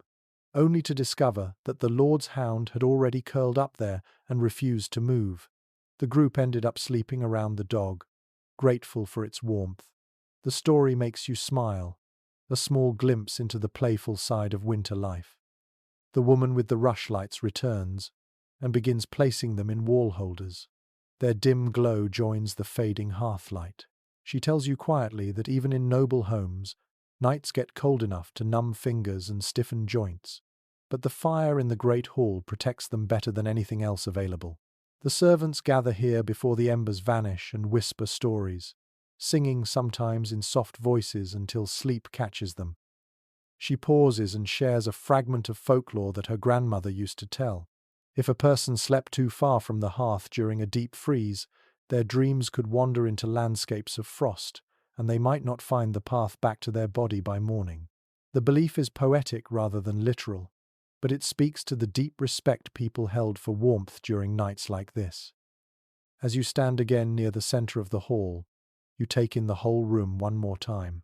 The tapestries glow with reflected fire, the stones breathe heat, the soft sounds of a dog shifting echo faintly. The servants' footprints in the ash-laden floor tell stories of a long day. You feel immersed in their world, sensing the balance between luxury and necessity. A slight crack from the hearth catches your attention. One of the embers breaks apart, revealing a brighter glow inside. A wave of heat sweeps outward, touching your face. You savor it, knowing that the fire will fade soon, and the hall will cool into another long winter night. You step toward the door, preparing to leave. The servants nod farewell. You push the door open and feel the cold rush in, eager to reclaim the air. You inhale sharply as the temperature difference shocks your senses. Outside, the village lies quiet under a cloak of moonlit snow. You take a few steps away from the hall, feeling both chilled and warmed by what you have just experienced. There is still more to discover. More ways people endured the biting cold, more nights waiting to be understood. You walk on, breath rising in pale ribbons as you move toward the next flicker of life in the winter darkness. You leave the great hall behind, stepping once more into the breathless cold that sweeps across the open space like an invisible tide. The wind has grown sharper, carrying fine grains of snow that sting your cheeks. You tuck your chin deeper into your collar and walk toward the dim outline of a small peasant cottage farther down the lane. A faint orange glow seeps through its shutters, weaker than the glow in the hall yet persistent, like a cautious flame guarding its last strength. As you approach, you smell something familiar, the scent of slowly dying fire, earthy, smoky, tinged with resin. When you step inside, the first thing you notice is the family hovering around their hearth with almost ceremonial attention. The fire is not roaring. It is low, nearly swallowed by ash, but still alive.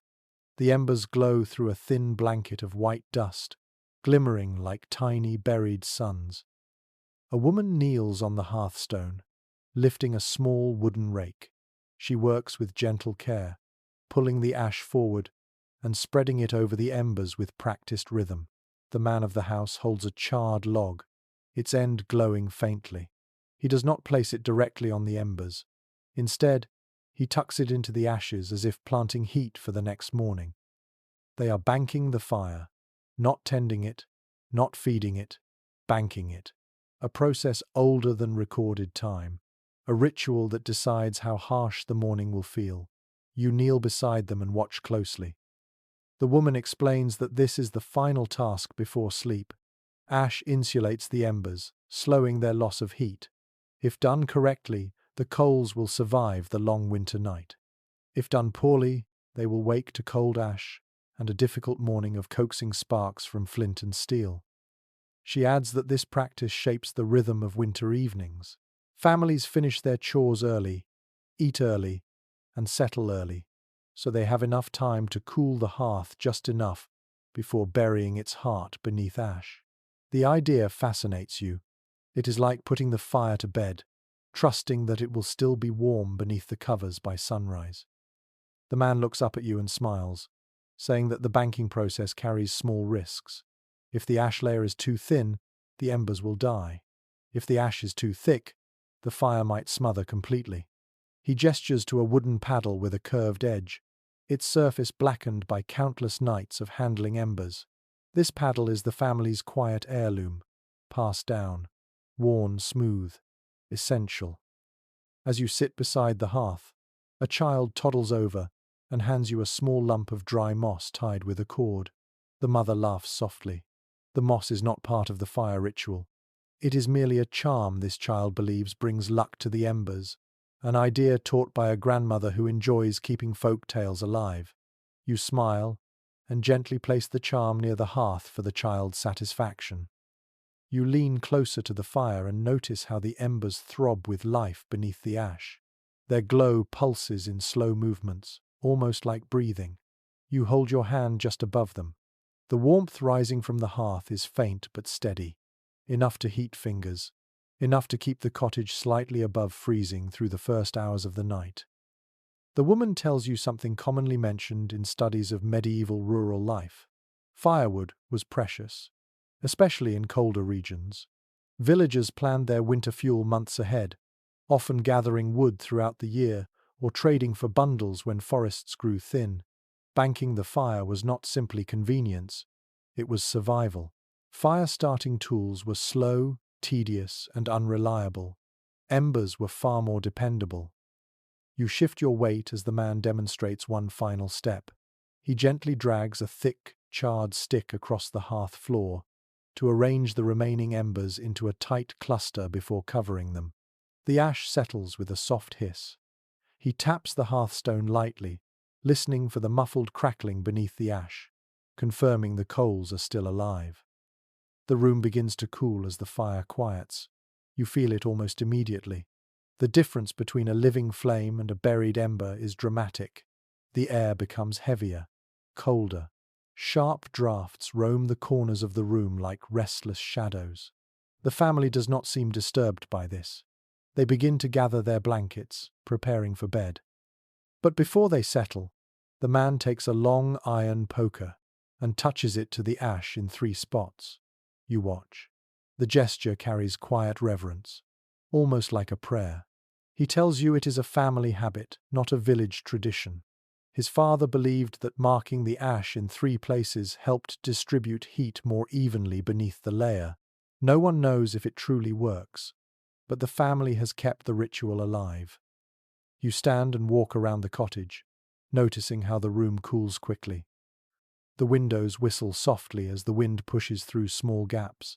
The floor is cold beneath your boots. You understand why families hurry to bed after banking the fire. The hearth no longer warms the room. Its only job now is to survive the night. As you explore further, the oldest daughter lights a tiny rushlight from the last remaining flame before it disappears under ash. The small flame flickers brightly for a moment, then steadies. The rushlight becomes their final glow for bedtime tasks. She carries it across the room, illuminating shadows that gather behind tools and baskets. She pauses near a stack of chopped firewood and tells you something people in this region often believe. Cold embers with no living flame are considered unlucky to touch before sunrise. Old sayings insist that disturbing them brings bad weather. Whether this belief emerged from superstition or practical wisdom is unclear. Perhaps it was a way to keep curious hands away from dangerous coals at night. The girl sets the rushlight near her family's sleeping corner and pulls thick blankets over the straw bedding. She spreads old cloaks over the top and tucks in their edges with quick, efficient movements. 2 small dogs curl near the foot of the bed, their bodies already radiating warmth as they nestle into the straw. The woman folds her hands and tells you a curious detail from local memory. Some families used to sprinkle a pinch of dried herbs on the embers before banking them, hoping the scent would linger faintly through the night. She says the smell might not have lasted long, but it comforted people during the darkest nights. You imagine a faint trail of rosemary or sage drifting through a cold room. The room darkens as the rushlight burns lower. The family settles into their bed with soft shuffles and gentle whispers. The man pulls a wool blanket to his chin. The dogs stretch in sleepy contentment. The embers beneath the ash emit a faint glow, pulsing gently as if listening to the quiet. You step closer to the hearth one last time. The woman lifts a small piece of charcoal with tongs and places it near the center of the buried cluster. Her movements remain calm and careful. She explains that she places an extra coal there on nights colder than usual. She nods toward the shutter gaps that rattle with wind, adding that tonight needs every bit of heat. You watch as she smooths the ash one final time. The hearth becomes a small mound of white powder hiding its vital heart. You feel the warmth fading into the room's chill, like a sigh dissolving into silence. When you step outside, the cold night greets you again, yet you feel something different. You have just witnessed a quiet ritual that kept countless families alive for centuries. A ritual built on patience, trust, and intimate knowledge of fire. You take a long breath and walk forward through the snow. The embers behind you continue their slow, glowing work. Ahead lies more winter wisdom waiting to be discovered. You move on through the frozen night, your breath drifting upward in long, pale strands as you make your way toward another cluster of cottages. The cold presses harder now, as if midnight has sharpened its teeth. You wrap your arms around yourself and let your thoughts wander to how deeply winter dictates daily life here. It affects not only sleep, warmth, and shelter, but also the subtler rhythms of the body. You soon learn that medieval people understood this truth instinctively. They knew that surviving brutal nights depended not only on fires or blankets, but also on what they put into their stomachs before crawling under the covers. You reach the next cottage and smell something rich and comforting drifting through its walls. A scent of meat, fat, roasted oats, perhaps a hint of onion. Your stomach tightens with hunger. You push the door open and step inside, greeted instantly by a wave of warm, savory air. A family gathers around a wooden table. A pot sits near the hearth, its sides glistening faintly with grease. A woman ladles steaming stew into small bowls, each portion topped with a glimmering layer of fat that has not yet solidified. The man of the house gestures for you to join them. The family shifts closer together, making room for you at the table. You sit, feeling the heat rise from the pot. Steam curls into the air, carrying aromas that seem almost unreal after breathing frozen air for so long. The woman explains that they always eat something hearty before sleeping on winter nights. The cold drains energy quickly. A full stomach protects the body from losing heat too fast. You watch as she dips the ladle again, this time lifting a thicker mixture from the bottom of the pot. It contains barley, bits of salted pork, and small chunks of root vegetables grown in their garden before the frost set in. The food looks simple, but it feels luxurious in the context of a winter night. She hands you a bowl. You cradle it between your palms, letting the heat seep into your fingers. The warmth feels like a small miracle. You lift it to your lips and taste the thick, fatty broth. It coats your tongue with richness and clings to the back of your throat as you swallow. The sensation is immediate, comforting, grounding. The family watches you expectantly, hoping you might enjoy their humble meal, and when you smile, their faces brighten. The father explains that food like this is not only nourishment, but preparation for sleep. Fatty meals warm the body from the inside. Oats, barley, and meat provide slow-burning energy that lasts through the coldest hours. Modern science explains why this works, but medieval people discovered the truth through experience. A warm, full belly is a shield against the night. He adds that when the family is fortunate enough to have butter or suet, they mix it into their evening pottage. Even a spoonful helps. You glance at the pot and notice droplets of golden fat shimmering on the surface. The mother ladles more stew into her children's bowls, encouraging them to finish every last scrap. One of the older boys explains that they sometimes add dried peas to the pottage, especially on nights when the wind rattles the shutters with extra force. He leans across the table and grins, saying that peas stick to your ribs and keep you warm even if the fire dies. You laugh with him, the playful comment blending easily with the warm atmosphere. The mother offers you a small bowl filled with something darker. When you peer inside, you see small chunks of preserved meat and a thick glaze of rendered fat. She explains that this is winter stock, kept in the coldest corner of the cottage. The family eats it sparingly because it must last many nights. It tastes strong, salty, and dense with nutrients. She shares a detail that rural families often repeated among themselves. They believed that eating fatty foods before sleep made dreams more stable and restful. Whether this superstition has roots in biology or imagination does not matter. It brought comfort to people during long, icy nights. As you eat, you notice a small pot near the hearth filled with something else. It simmers slowly, barely bubbling. The father explains that it is a tonic made by boiling herbs like nettle, elderberry, and yarrow. Some villagers drink it before bed to ward off the winter shivers. He hands you a small wooden cup. The liquid smells sharp with herbs and faintly bitter. You take a sip. It warms your throat immediately, spreading heat into your chest. The effect feels soothing, like a soft breath unfolding inside you. A girl sitting across the table tells you that her grandmother insists this tonic keeps frost from settling too deeply into the bones. She shrugs, unsure if the old saying holds truth, but she drinks it anyway because it tastes like family tradition. Her grandmother says, "Winter respects those who respect their food." The father nods and adds another piece of local wisdom. Heavy meals help villagers sleep longer, and long sleep helps them avoid hourly exposure to the cold. The less they have to wake for hunger, the less they must brave the freezing air inside the cottage. You remember walking into homes earlier tonight and feeling how quickly heat escapes once fires dim. A long sleep is more than rest. It is preservation. He tells you that villagers often share advice on winter diet within the community. Some families reheat leftover fat in small pots and add it to bread or even smear it directly onto crusts to make them more sustaining. Others mix dried fruit, when available, into porridge to increase its warmth and sweetness. You imagine the comfort a simple bowl of warm porridge brings to children huddled in wool blankets during long nights. The mother leans in and mentions a small dispute that sometimes arises in conversations about winter practices. Some argue that eating heavy meals before bed leads to sluggish mornings. Others believe that slow mornings are worthwhile if they allow the body to survive the cold. Neither side claims victory. It is simply one of the many winter discussions that fill the dark nights. The family finishes their meal and stacks their bowls neatly. The children begin preparing their bedding, moving toward the warmest corner of the room.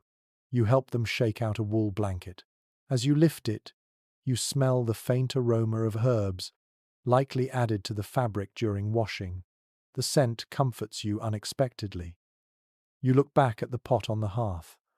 The stew inside now thickens as it cools. The mother places a wooden lid on top to preserve whatever remains. She tells you that tomorrow morning the stew will be warmed again with fresh water, and whatever they ate tonight will strengthen the new batch. Nothing is wasted in winter. Every scrap becomes a new meal. For a moment, the room falls quiet. The fire softens into a low glow. The children curl beneath their blankets. The parents adjust the hearth tools one last time. You realize how deeply food anchors them to the season.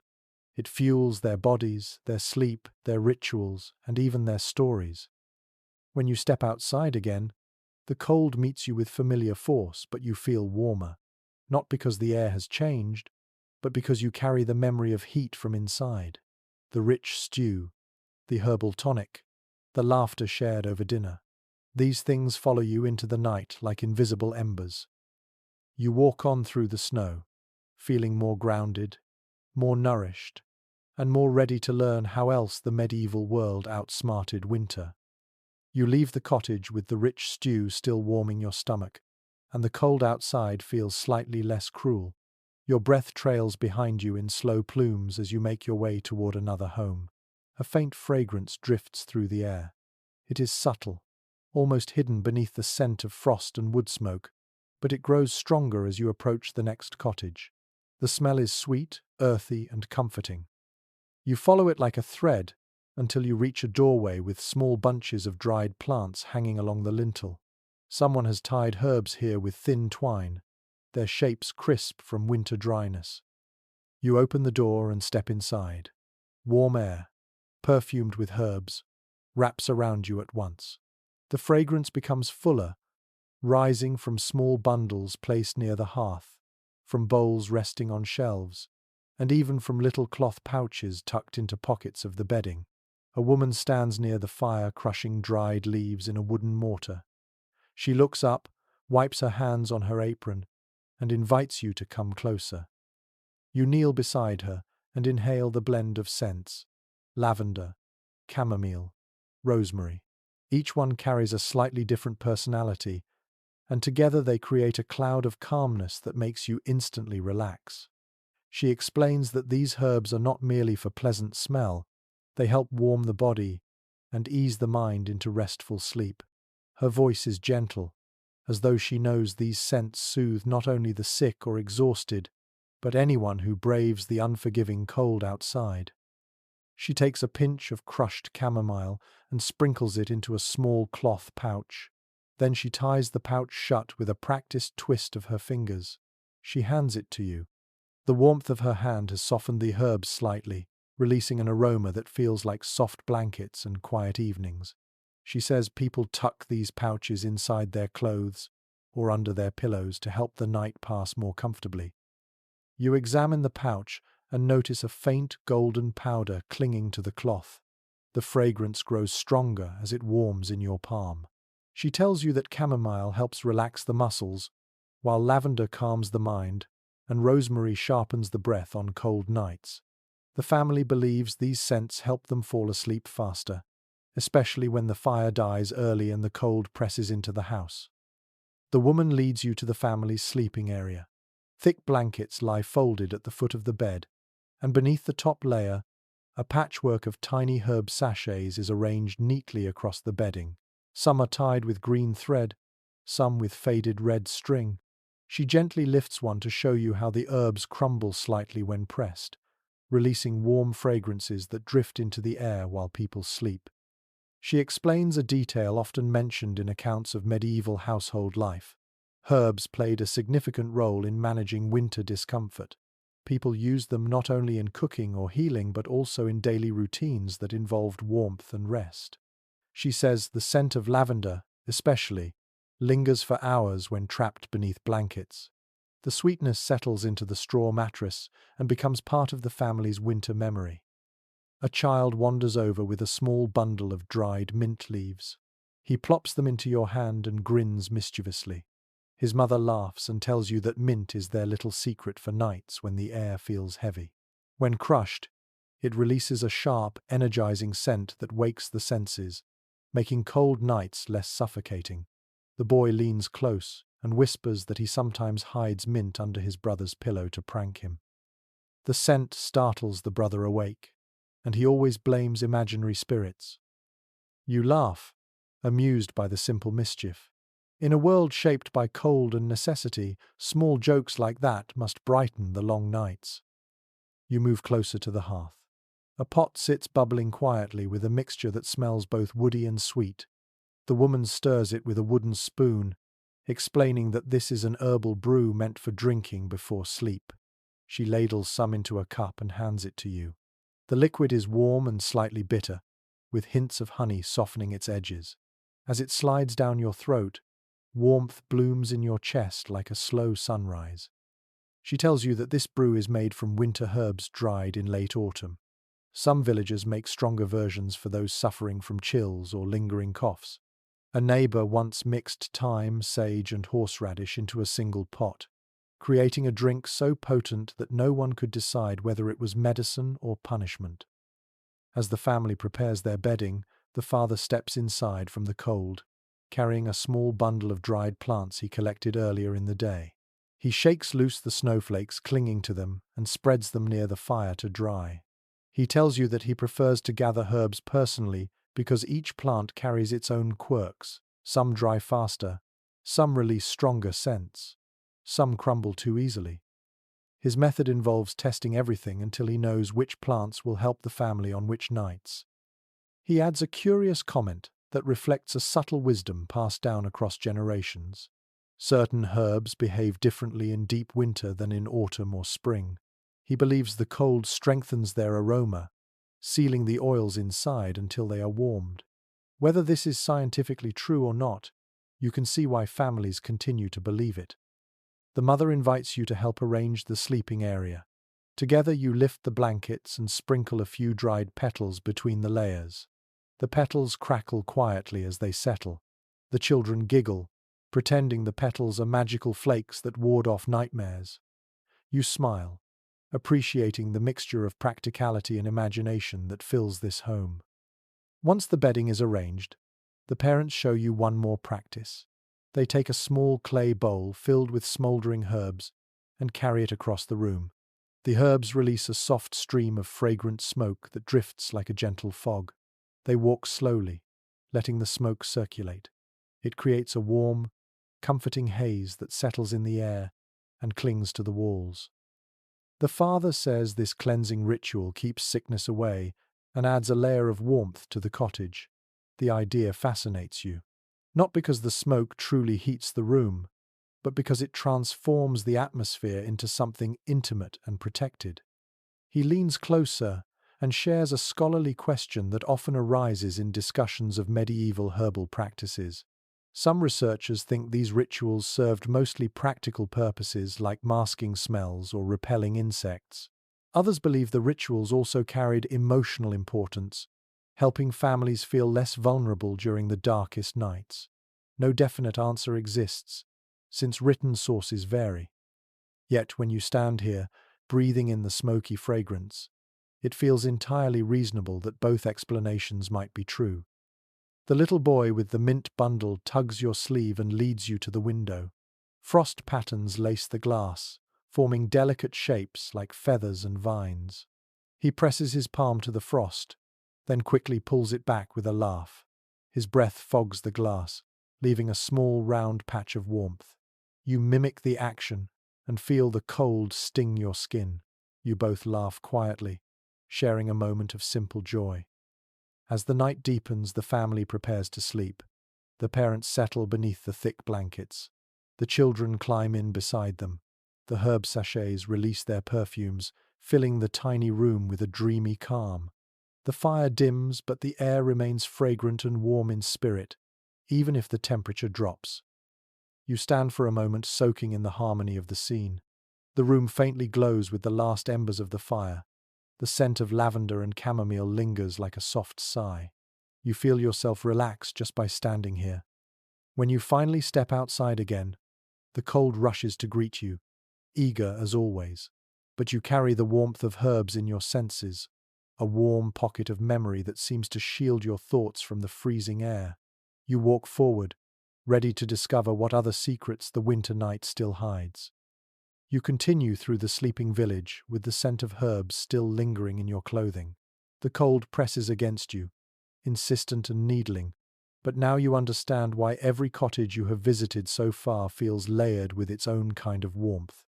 Some homes rely on straw, some on wool, some on clever architecture, others on fragrant sleep aids. Yet there is another layer of winter survival you have not seen closely, something so simple and universal that it touches every family regardless of wealth: the clothing they sleep in. You walk toward a modest cottage lit by a faint, wavering glow. Inside, the fire is nearly gone, just a stub of light flickering like a sleepy heartbeat. The room is chilly, but not lifeless. A woman sits on a wooden stool near the hearth, holding a linen nightshirt in her lap. She sews a patch onto one shoulder using slow, careful stitches. When she notices you, she smiles with tired warmth and invites you to sit near her. The nightshirt looks worn and softened by many winters. You touch the fabric lightly. It is coarse, but surprisingly pliable. Linen breathes well, she explains, and though it is not the warmest cloth on its own, it works beautifully when layered beneath wool. She lifts a thick woolen over-tunic and lays it beside the linen garment. Together they form the sleeping outfit her husband will wear tonight. She tells you that winter nightclothes are as important as blankets. Medieval people needed layers that trapped heat close to their bodies, but did not suffocate them. She shakes out the woolen over-tunic, revealing faint marks where it has been stitched and restitched through the years. Threadbare patches have been reinforced with scraps of cloth. Every piece tells a story of past winters. You reach for the tunic and feel the texture between your fingers. It is heavy. The wool has a slight sheen from lanolin. Its thickness promises warmth. The woman explains that they rarely wash these garments in winter because the natural oils help repel moisture and hold heat better. She chuckles, adding that smell becomes less of a concern when survival takes center stage. Her daughter enters the room, wearing a nightcap tied neatly under her chin. The cap is made of wool, with a linen lining on the inside. She adjusts it shyly and tells you the cap keeps heat from escaping the head. Without it, she wakes up cold no matter how many blankets she uses. You nod, realizing how much body heat rises and how easily it escapes into the air without protection. The girl holds out a second cap for you to examine. The fabric is soft where it touches the forehead but rougher on the outside. It has been mended several times. The mother says caps like this were essential, even in wealthier homes. Some were decorated with embroidery or trimmed with finer fabrics, especially among the upper classes. Here, though, practicality rules. The father soon enters from a small adjoining room, pulling at the sleeves of a long linen shirt he has just put on. Over it he wears a woolen jerkin that seems almost too thick for sleep. But he tells you that nights like this demand protection from the cold. The jerkin traps warmth close to his core. He ties it snugly with a cord around his waist. He chuckles and shows you the long woolen stockings he wears to bed. They reach almost to his thighs and are fastened by simple garters. Without them, he says, his legs ache from the cold by dawn. You run your fingers across the stockings. The knit is tight, dense, and slightly scratchy. But that scratchiness is part of their charm, he adds. It reminds him he is warm and alive on winter nights. The mother picks up a small bundle of cloth from a bench and unfolds it. Inside are gloves. Thin linen gloves, worn under heavier wool mittens. She explains that she sleeps with the linen pair only, while her husband sometimes adds the wool layer if the wind is fierce. Fingers grow stiff easily in winter, and once stiff, they lose heat faster. Protecting them at night helps avoid painful mornings when work must begin early. You watch the family move through their nighttime ritual. Layer by layer, they prepare their bodies for sleep, just as earlier families prepared their bedding or their herbs. Each garment has a purpose. Each layer works with the others. The father sits by the hearth and adjusts a second layer of wool around his shoulders. The firelight glimmers against the fabric. He tells you something commonly noted in medieval writings. People often slept in the same clothes they wore during the day, because changing garments in cold weather invited chills. But when it came to true winter nights, specific sleep garments became precious. They helped maintain warmth without wearing out daily clothes too quickly. You touch the edge of one of the woolen garments again, feeling the ridged weave pattern under your fingertips. Wool catches warmth so quickly. Even a few minutes near the hearth makes it feel alive with heat. You think back to the furs and quilts you saw earlier, realizing how crucial fabric is when fire grows tired and the night deepens. The little girl pulls a pair of soft socks from a shelf and shows them to you proudly. They are made from thick scraps of wool and lined with a bit of rabbit fur at the toes. She explains that her grandmother crafted them and promised they would keep her feet warm even on the longest nights. She wiggles her toes as if demonstrating their power. You smile, touched by the small moment of childish pride. The mother lights a tiny tallow candle, barely more than a stub, and carries it toward the bed. She sets it on a low shelf and lets its flickering glow reveal the sleeping space. The bed is covered with 2 layers of blankets, each carefully arranged. She places woolen night shawls along the head of the bed for extra warmth, should someone wake shivering. The father steps beside you and shares a thought that many families in this region agree on. Good night clothes save more warmth than a weak fire. Fire warms a room, but clothing warms the person directly. On the harshest nights, wind can steal heat from the very air, but clothing clings tightly to the body, serving as the final defense.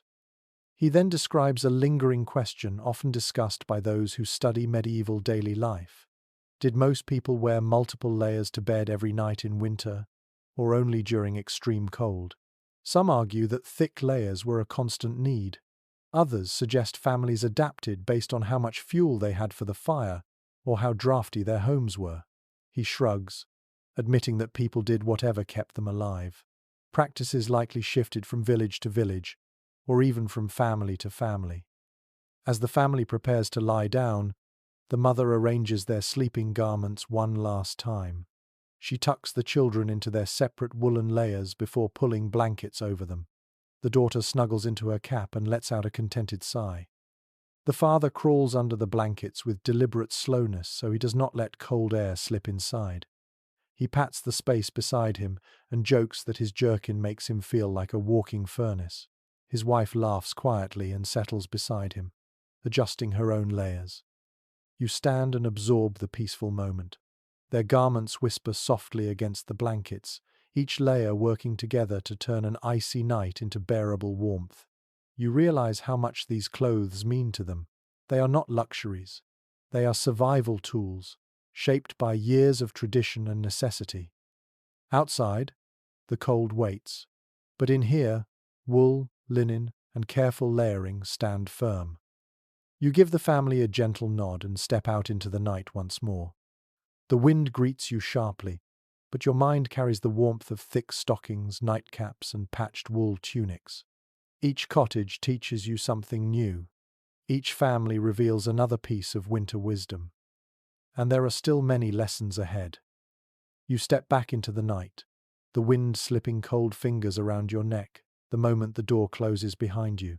Yet instead of shrinking from it, you inhale the crisp air and let it wake your senses again. You have seen so many families wrapped in wool, clustered near hearths, or cocooned behind curtains. Now you wonder what happens to the homes themselves. Walls, roofs, floors, shutters. How did people keep the frigid world from leaking inside every crack? You follow this question as you walk across the snow, guided by a faint light shining through the seams of a wider, sturdier cottage. When you approach, you notice something leaning against the outer walls. Bundles of dried rushes, piles of daub, small buckets of clay mixed with straw. The cottage looks like a work in progress, even in deep winter. You knock softly and step inside when a voice invites you in. The warmth inside is faint but steady, and the air smells of fresh earth, smoke, and wool. A man kneels near the wall with a small wooden spatula, pressing damp daub into a narrow crack that runs between two timber beams. His wife stands nearby with a bucket of clay mixture, handing him handfuls of the material as he works. You watch them patch the wall with a practiced rhythm. The man glances at you and smiles, inviting you closer. He explains that winter becomes a constant battle against drafts. Even the tiniest gaps let in icy air that slips across floors like a warning. To fight this, families reinforce their walls and floors every winter with whatever they have: daub, moss, straw, clay, wool strips, even old rags. Anything that traps heat and blocks wind becomes part of the home. You touch the wall where he has just pressed fresh daub. It feels cold but dense, sealing the seam tightly. The woman tells you that houses made from wattle and daub shift slightly through the seasons. Heat expands the wooden frame in summer, and winter tightens it until tiny cracks appear. She gestures to one corner of the room where wind used to whistle through during storms. They sealed that corner earlier in the day with a mixture of clay and chopped straw, creating a patch that looks slightly darker than the rest of the wall. A child scurries past you, dragging a handful of moss. He stuffs it into a small gap near the base of the wall, patting it proudly. His father laughs and ruffles his hair, saying the boy has become an expert at spotting drafts. You crouch near the patched gap and feel how effectively the moss stops the cold from creeping in. It is soft, flexible, and easy to pack tightly. Nature becomes part of their architecture. The woman invites you to look at the floor. It is covered with woven rushes that create a springy mat beneath your feet. She explains that rushes protect the feet from the cold ground and help trap warmth in the lower parts of the house. They must be replaced often because moisture and dirt settle into them quickly. She grabs a handful and shows you how they plaited the stalks into a flattened mat. The texture is rough, but warmer than bare earth or wood. She mentions a long-accepted detail among those who study medieval homes. Rushes acted as insulation as well as flooring, especially in winter. People sometimes sprinkled herbs or dried flowers among them to mask smells and freshen the air. The idea of sleeping above a soft layer of woven plants makes you appreciate how medieval life relied on simple, natural materials in clever ways. You look toward the ceiling. Thick wooden beams cross overhead, their surfaces aged by smoke and frost. The man explains that roofs often let in cold air when the wind rises, especially when thatch grows old. To fix this, families climb into the loft to press straw into gaps or hang cloth beneath drafty spots. He points to the loft ladder and encourages you to climb. You ascend slowly, feeling the temperature shift. The loft is cooler than the main room, but it is also lined with layers of straw packed so tightly that the air feels still. You run your hand across the straw. It is dry and brittle, but effective. It absorbs sound and heat, becoming a buffer against the winter night. The man joins you and shows how he uses long sticks to push the straw deeper into the edges of the roof. He explains that this prevents wind from slipping through the thatch and chilling the room below. You listen to him describe a time when a storm tore part of the thatch away and left the family freezing for days until neighbors helped repair it. Community effort often saved families in winter. Roof repairs were never done alone. Descending back into the main room, you notice a small shelf near the window. The shutters are reinforced with thick cloth strips woven through wooden slats. The cloth flutters slightly as wind presses from outside. The woman beams proudly as she explains that layering cloth across window shutters keeps frost from forming too thickly on the inside. If frost builds up too quickly, it can melt when the fire warms and drip onto the rushes, creating damp patches that make the cold even worse. She lifts one of the cloth layers and reveals straw tucked into the cracks between the shutters. Another small layer of insulation. You place your palm near the shutter and feel the difference. It is colder than the wall, but warmer than the outside. Every small enhancement matters on nights like this. The man now gestures toward the hearth. The fire is low, but the stones surrounding it glow with faint warmth. He explains that he and his wife stacked these stones along the hearth, not just for cooking, but for heat retention. Stones hold warmth long after flames fade. They turn into slow, steady radiators. He taps one gently, and it emits a soft heat, even though the fire is little more than a glow. A young girl enters the room carrying a basket of old wool scraps. She sets it down beside her mother, who begins stuffing the scraps into thin gaps along the door frame. You help press the wool into place with your fingertips. It holds firmly, forming a tight seal. The girl looks at you proudly, announcing that she helped gather these scraps from old clothing that could no longer be mended. The mother nods and shares a small household belief. Some families say that wool scraps placed in wall cracks last longer if blessed during winter festivities. Whether this is superstition or tradition, she does not care. She likes the idea that something joyful lingers in the walls through the darkest months.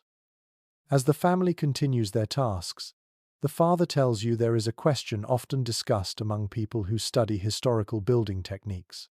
Did most families reinforce their homes every winter, or did only a few manage these improvements consistently? Some believe constant reinforcement was common. Others think many families lacked the materials or energy to maintain their homes this carefully. He says it likely depended on weather patterns and household strength. Some winters demanded far more work than others. You begin to understand that weatherproofing a medieval home was not a single chore but a season-long project. Every day brought new cracks, new chills, new patches to fix. Cold finds ways in. People find ways to keep it out. The family finally finishes their evening repairs. The father rubs his hands together near the hearth, letting the faint warmth settle into his skin. The mother folds the extra daub neatly, storing it beside the wall for tomorrow. The children curl near the warmest corner of the room, giggling quietly as they play with wool scraps. You look around one last time and appreciate how every inch of this cottage reflects their effort. The patched walls, the stuffed shutters, the carefully placed rushes, the straw-packed loft. So many tiny defenses against the cold, none perfect on their own but powerful together. When you step outside again, the cold presses against you more sharply than before, as if angry you escaped its reach inside the cottage. But your mind carries the memory of warm stones, thick daub, and wool-stuffed gaps. You walk forward into the night, eager to discover what other winter wisdom waits in the sleeping village. You push forward into the winter dark, your boots sinking deeper into the snow as the wind sweeps past you with a low, moaning voice. The night feels colder now, as if each hour that passes tightens the grip of frost on the village. Even your breath seems to freeze mid-air before fading into the dark. You keep moving, drawn by a soft glow ahead. It is not the wide radiance of a hearth or the scattered light of rushlights. It is smaller, sharper, more deliberate. You follow it to a cottage positioned slightly higher on a slope, where smoke curls upward in thin ribbons. When you step inside, you immediately notice a small iron object sitting on a stool near the hearth. It looks like a shallow metal pan with a long wooden handle attached. A woman crouches beside it, holding a pair of tongs. The smell of warm iron drifts toward you. She lifts the pan and slides it carefully under the blankets on her bed. The bed rustles in response, releasing a faint wave of heated air. You realize you are watching one of the oldest winter remedies for icy bedding, the bed warmer. She pulls the pan back out and shows it to you. Inside are glowing coals that flicker gently like sleepy fireflies. She explains that they scoop hot coals from the hearth, place them inside the pan, close the lid, and slide the apparatus beneath the blankets to warm the bedding before sleep. It sounds simple, but the process requires skill. Too many coals and the blankets scorch. Too few, and the bed stays cold. She points to dark marks on the pan where coals once burned too bright. They learned from that incident and now treat the tool with caution. Her husband enters the room, holding another bed warmer with a dent in its side. He jokes that the dent came from a time he dropped it in surprise when a coal popped unexpectedly. He sets the pan down and adds a fresh layer of hot embers. You watch the steam rise from the metal. The warmth feels like a small sun between your hands. The woman smiles and says that warming pans are not common in poorer households because iron is costly. Those who cannot afford one sometimes heat smooth stones instead, rolling them near the fire until they grow hot and placing them at the foot of the bed. She shows you a basket of rounded stones sitting near the hearth. They are darkened from years of heating and cooling cycles. You pick one up carefully. It is warm, not burning, like holding a puff of sunlight. You understand why these stones became winter companions for families who lacked expensive tools. She takes one stone and wraps it in a scrap of wool cloth. The cloth protects the bed from scorching and helps keep the heat longer. She tucks the bundle into the foot of the bed, patting it gently. This small gesture adds a layer of comfort that could mean everything on nights when the fire dwindles before morning. As she works, she tells you something often noted in descriptions of medieval sleeping habits. People believed warmth at the feet helped the entire body relax into sleep more easily. Cold feet, on the other hand, were thought to disturb dreams and make the night feel longer. You imagine lying down on a winter night without any warmth near your toes. Even now, with your boots and layered clothing, your feet feel numb from the cold outside. The husband demonstrates how they move the warmer across the bed in slow motions. He slides the pan along the sheets, creating a warm path beneath the covers. The fabric rises slightly as heated air spreads. You feel tempted to slip your hand under the blanket to test the warmth, but he laughs and warns you that some spots might still be too hot. He explains a detail often mentioned in household accounts. Bed warmers must be moved constantly to avoid scorching linens. Linen is durable, but vulnerable to live heat. His grandmother burned a hole clean through a treasured sheet once, leaving a perfect round mark that the family joked about for years. The couple invites you to sit on a bench near the bed while they continue warming it. The husband places the pan back on the stool for a moment and lifts a wooden frame from under the bed. He shows you that they use this frame to support thicker blankets above the warming pan when they want to heat the bed more thoroughly without pressing the hot metal directly against the fabric. You admire the practical ingenuity of the setup. As he demonstrates, he mentions a question that often comes up among people who study old domestic tools. Did most households use warming pans regularly, or were they mainly a treat for wealthier families in rural areas? Some believe warming pans were more widespread than records suggest because they passed quietly through generations. Others argue they were rare outside of well-supplied homes. The husband shrugs. He says in this region, families used whatever method kept them alive. If one house had a tool, neighbors shared it whenever they could. You stand and walk to the hearth, drawn by the glow. The fire is low but still alive, its flames curling gently around charred logs. The woman kneels beside you and shows you the coal shovel they use to transfer embers to the warming pans. Its handle is wrapped in cloth to protect hands from the heat. She taps the shovel lightly and says that the process of gathering coals is almost an art. You must choose pieces that still glow but are not too fiery. Only experience teaches that balance. She picks up a handful of herbs from a small bowl near the hearth. Rosemary, thyme, and dried apple peels. She sprinkles a little onto the coals before closing the warming pan's lid. The herbs crackle subtly, releasing sweet, smoky scents. She explains that some families add herbs to make their beds smell pleasant or to create a calming atmosphere for sleep. You inhale the fragrance. It carries softness, like memories of warmer months hiding inside winter tools. The couple now work together to finish warming their bed. They rotate the pan inside the blankets, fold the quilt over it, and then move it aside to let the warmth settle. The bed looks inviting now, its woolen surface touched with gentle heat. The woman gestures for you to test the warmth with your hand. You slide your fingers between the blankets. The heat envelops you instantly. It feels like slipping into a pocket of safety carved out of the cold night. For a moment, you imagine pulling the blankets up to your chin, letting the warmth cradle you while winter prowls outside. A young boy enters the room carrying a small clay jug. He sets it near the hearth and smiles shyly at you.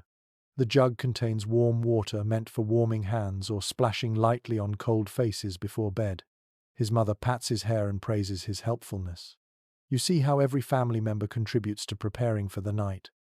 The father folds the blankets neatly, smoothing out any remaining cool patches. He tells you that while warming pans are wonderful tools, they must be used carefully. Several winters ago, a neighbor fell asleep before removing the warmer from the bed and woke to smoke rising from his sheets. Fortunately, the fire did not spread, but the memory serves as a warning in every household. The woman echoes his caution, saying that they never let the pan stay in one spot too long. They always move it evenly and remove it at least 10 minutes before lying down. Once removed, the bed holds the warmth well enough to lull even the coldest bones into rest.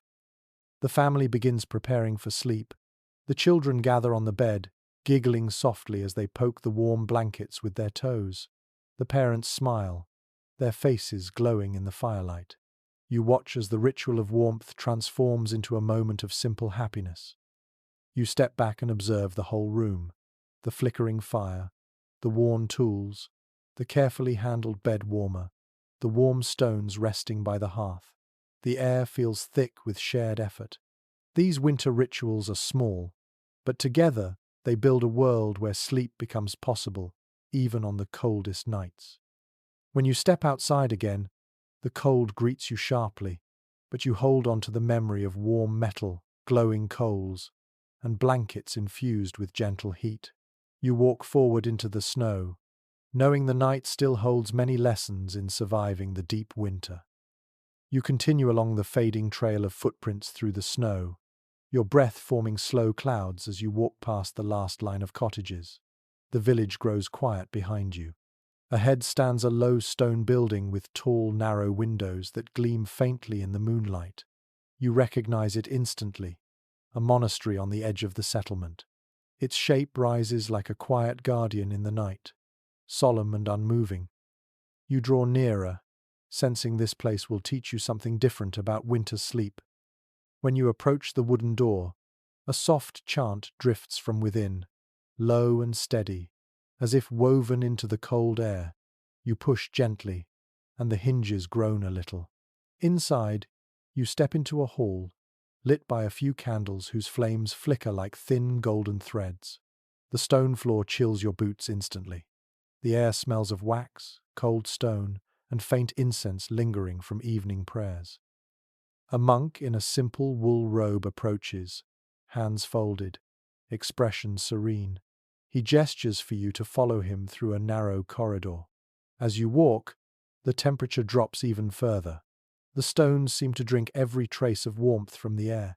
You rub your arms instinctively, wondering how anyone sleeps in such conditions. He leads you into the dormitory. A long room with tightly spaced wooden beds stretches ahead, each one fitted with thin mattresses stuffed with straw. The blankets look modest, plain wool, patched and worn.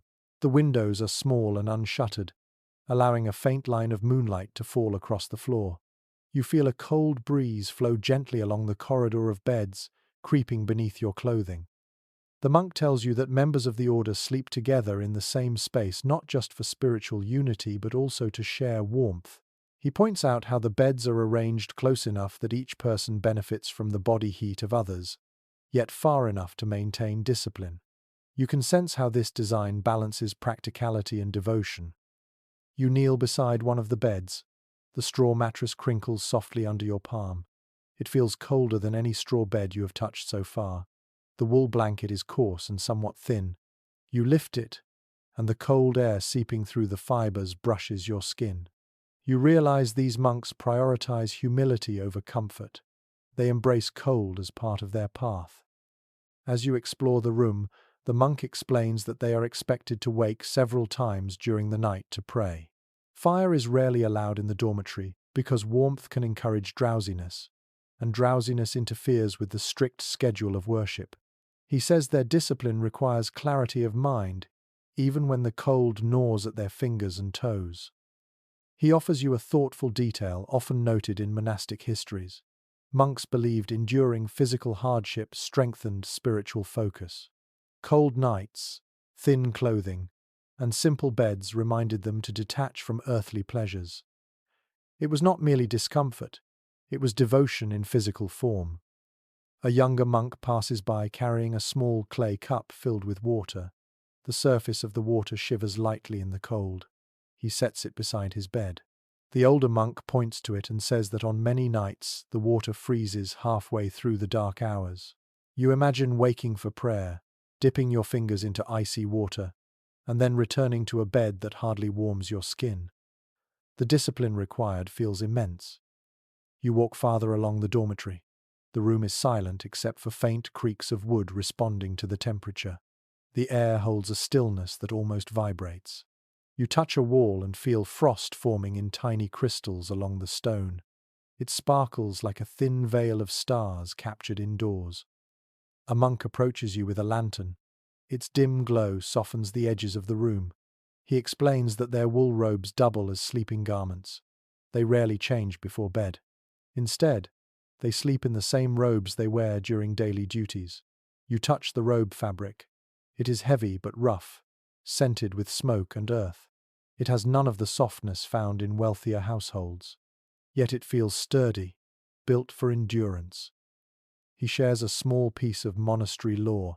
During especially severe winters, monks sometimes slept with their hands tucked into their sleeves and their feet wrapped in spare cloth scraps. The scraps often came from torn habits or old prayer cloths. He chuckles quietly, admitting the practice was not elegant, but it prevented frostbite on the coldest nights. A bell chimes softly in a distant room. The monk lifts his head. He tells you the sound marks the time for a brief midnight prayer. He leads you through another corridor, where the cold bites even harder. The floors grow uneven beneath your boots. The walls narrow.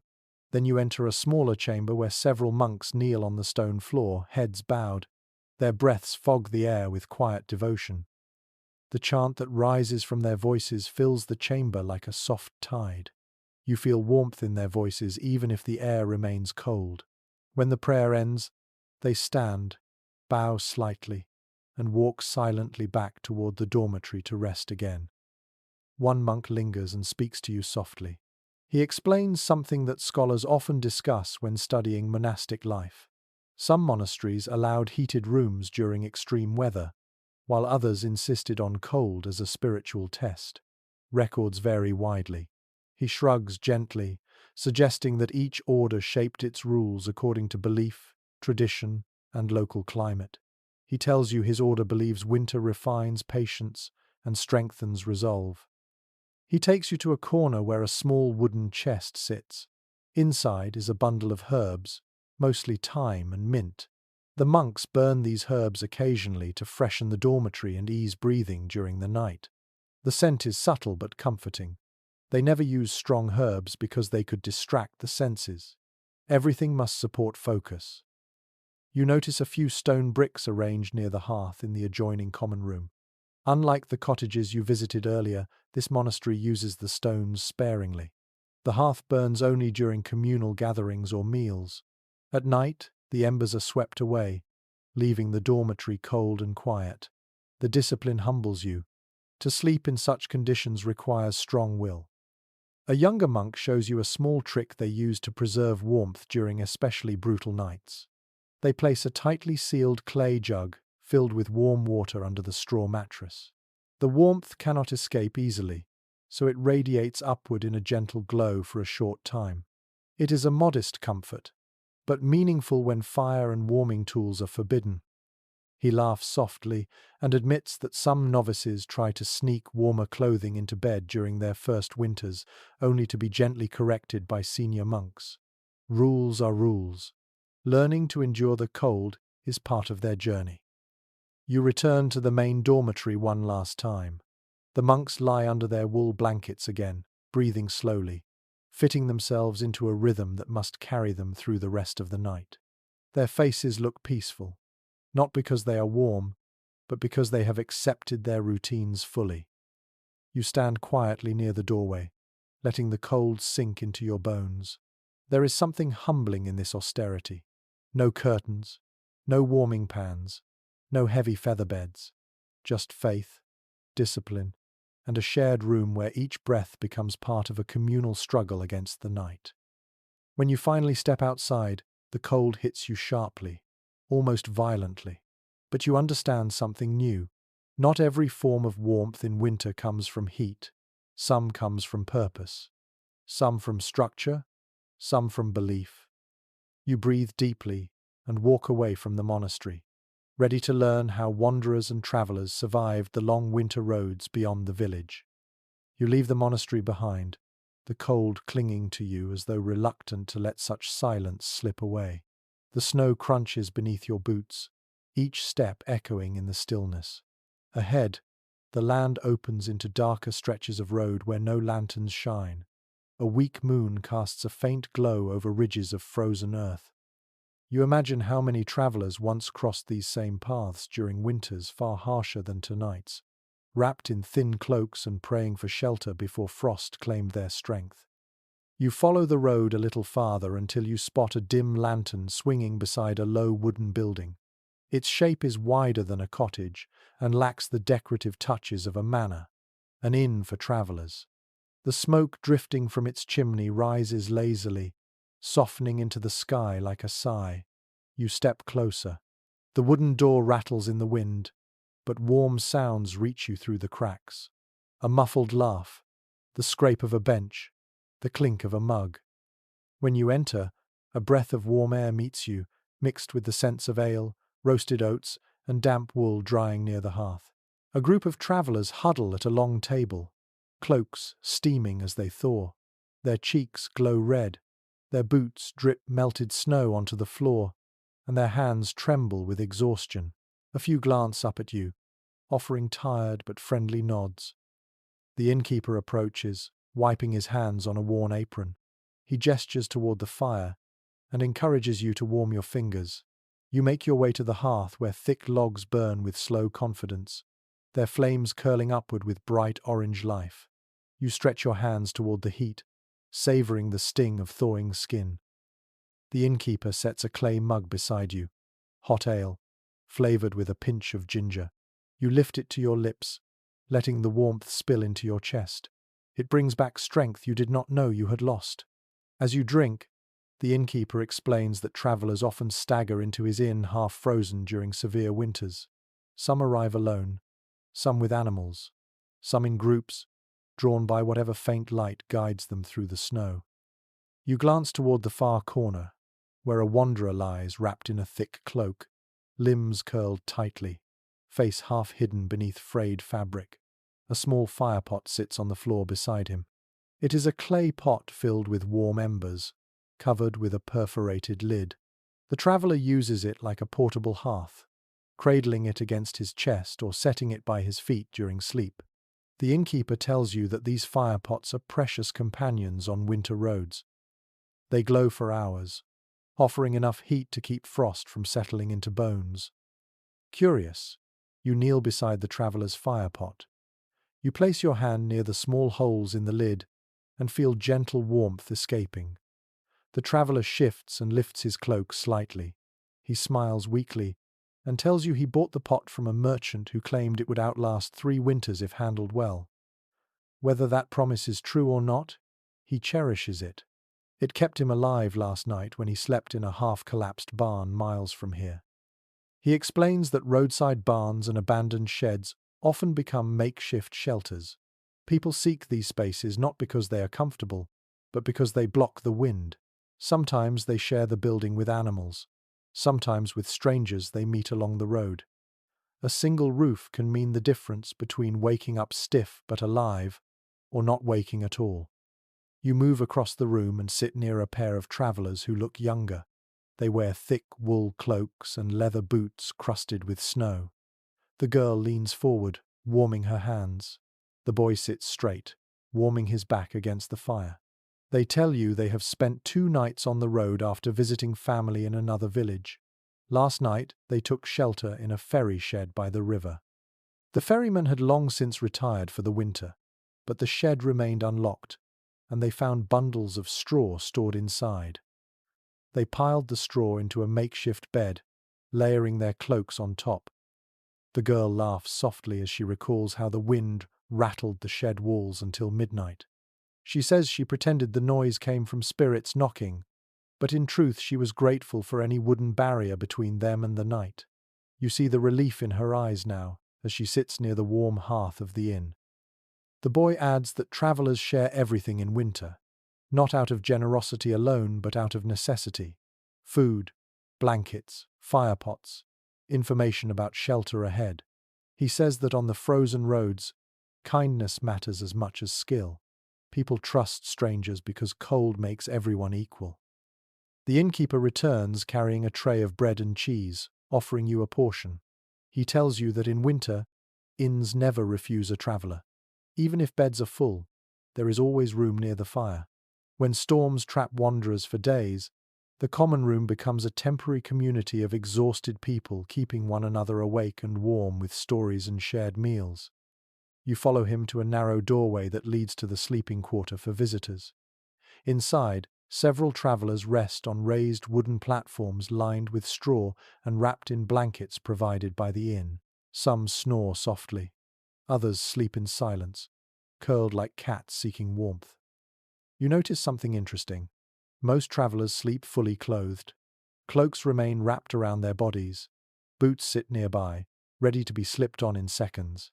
The innkeeper explains that winter travellers rarely undress at night. They keep garments on to preserve warmth and stay prepared should they need to flee a collapsing roof or help shovel snow blocking the door. He shows you a stack of extra blankets stored in a chest. They are coarse wool, washed rarely, but dependable. He lifts one and places it over a sleeping man's shoulders. The gesture is gentle. You sense that this innkeeper has performed such acts countless times through countless winters. A young boy who works at the inn enters the room with a bucket of warm water. He places it near the sleeping platforms, explaining that travellers sometimes warm their hands or faces when they wake during cold spells. He says the bucket must stay inside the room during winter because leaving it near the door means the water will freeze within an hour. You return to the main hall as a gust of wind shakes the shutters. The innkeeper frowns and checks the door latch. The shutters rattle again, and he mutters that winter winds sometimes loosen hinges, and he must nail them tighter in the morning. You sense he has repeated this routine many times. He tells you a bit of remembered wisdom passed from one innkeeper to the next. Always bank the fire before dawn. Always keep a pot of warm ale on the hearth. Always store extra straw for unexpected guests. And never let a traveller wander away alone if the sky darkens with frost clouds. He shares a quiet thought often echoed in winter tales. Travellers carry stories from far places. In winter, those stories become part of the warmth. People listen not only for entertainment, but also for direction, for warnings, for hope. You think of the earlier wanderer and his small firepot glowing gently, like a signal of survival. As the night deepens, more travellers drift to the hearth. Some lean against benches, some sit on the floor, some simply close their eyes and listen to the crackling fire. The room feels thick with shared fatigue and shared safety. You step outside to breathe the cold again. The inn's lantern sways in the wind. Snow drifts softly at your feet. The world out here is still dangerous, but knowing that people find shelter in barns, ferry sheds, inns, or even beside warm beasts gives you a sense of how resilient humans have always been. You take another deep breath and continue walking, ready to learn how wealthier households prepared for winter nights beyond the common traveller's reach. You leave the traveller's inn behind, stepping once more into the cold night air that folds around you like a stiff cloak. Your breath drifts upward in pale spirals as you walk toward the manor grounds you glimpsed earlier from afar. The shape rises slowly from the darkness, larger than the cottages, quieter than the inn, and steadier than the monastery. A noble household sleeps differently from the villagers, and you feel curious to see how wealth changes the rhythm of a winter night. You cross a small wooden bridge that creaks beneath the weight of frozen planks. A torch burns near the manor gate, its flames struggling but persistent. The building ahead seems sombre and dignified, its stone walls thick and unmoving beneath the moonlight. When you approach the entrance, a servant wrapped in a fur-lined cloak nods to you and ushers you inside. Warmth greets you at once, not overwhelming like a roaring fire, but gentle and even, spread throughout the great chamber by careful design. The walls are lined with tapestries so thick you could lose your hand in the weave. One shows a hunting scene frozen in time. Another depicts a queen resting beside a tree, embroidered with exquisite detail. These tapestries do more than decorate.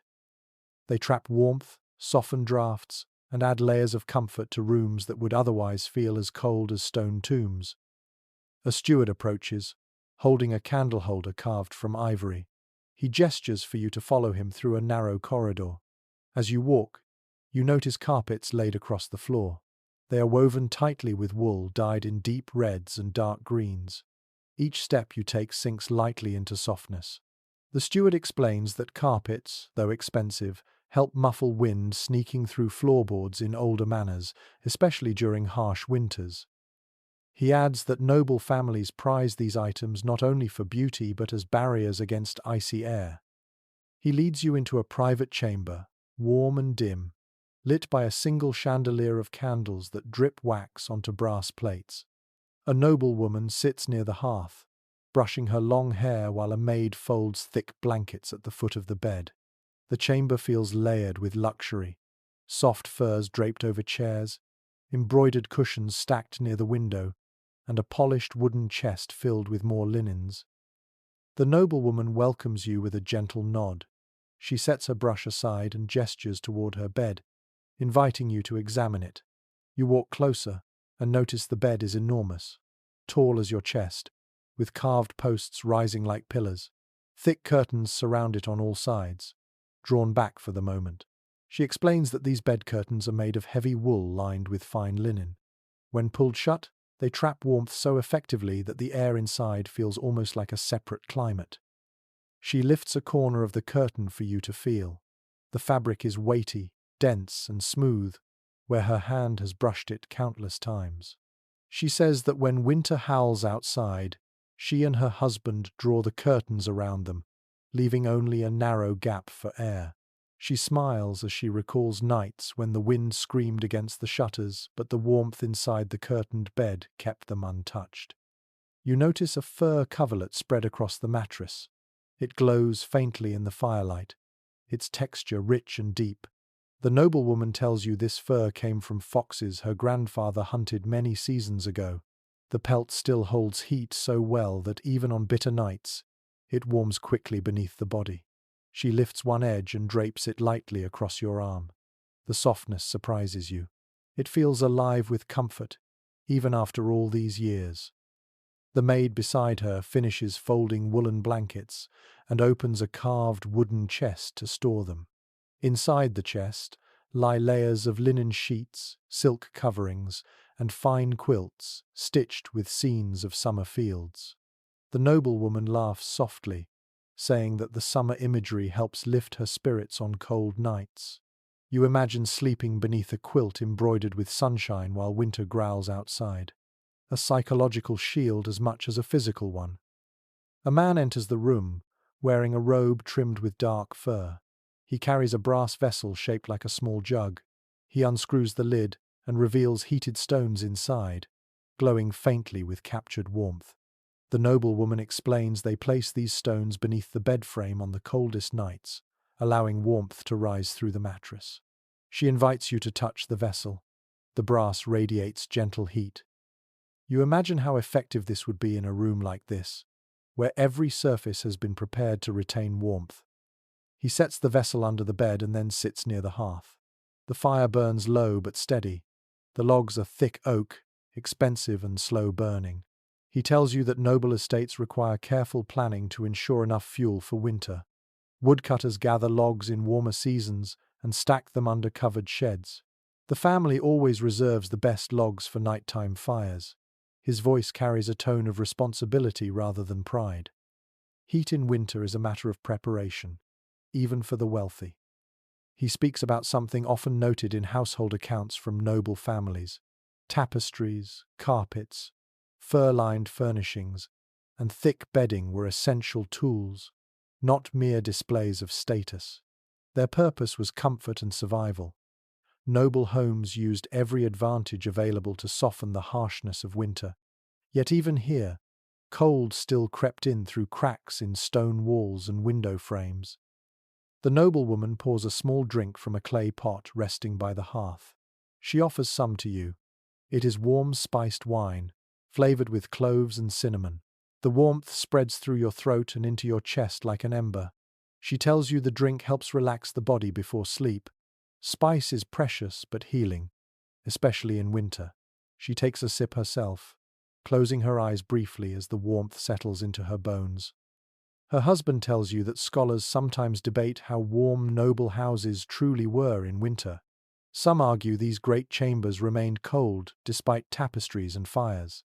Others believe that with enough fuel, bedding, and heavy fabrics, noble families managed to create genuine warmth.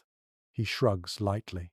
He says that even in luxury, there are nights when the wind sneaks its fingers through every gap, and all you can do is curl deeper under the blankets.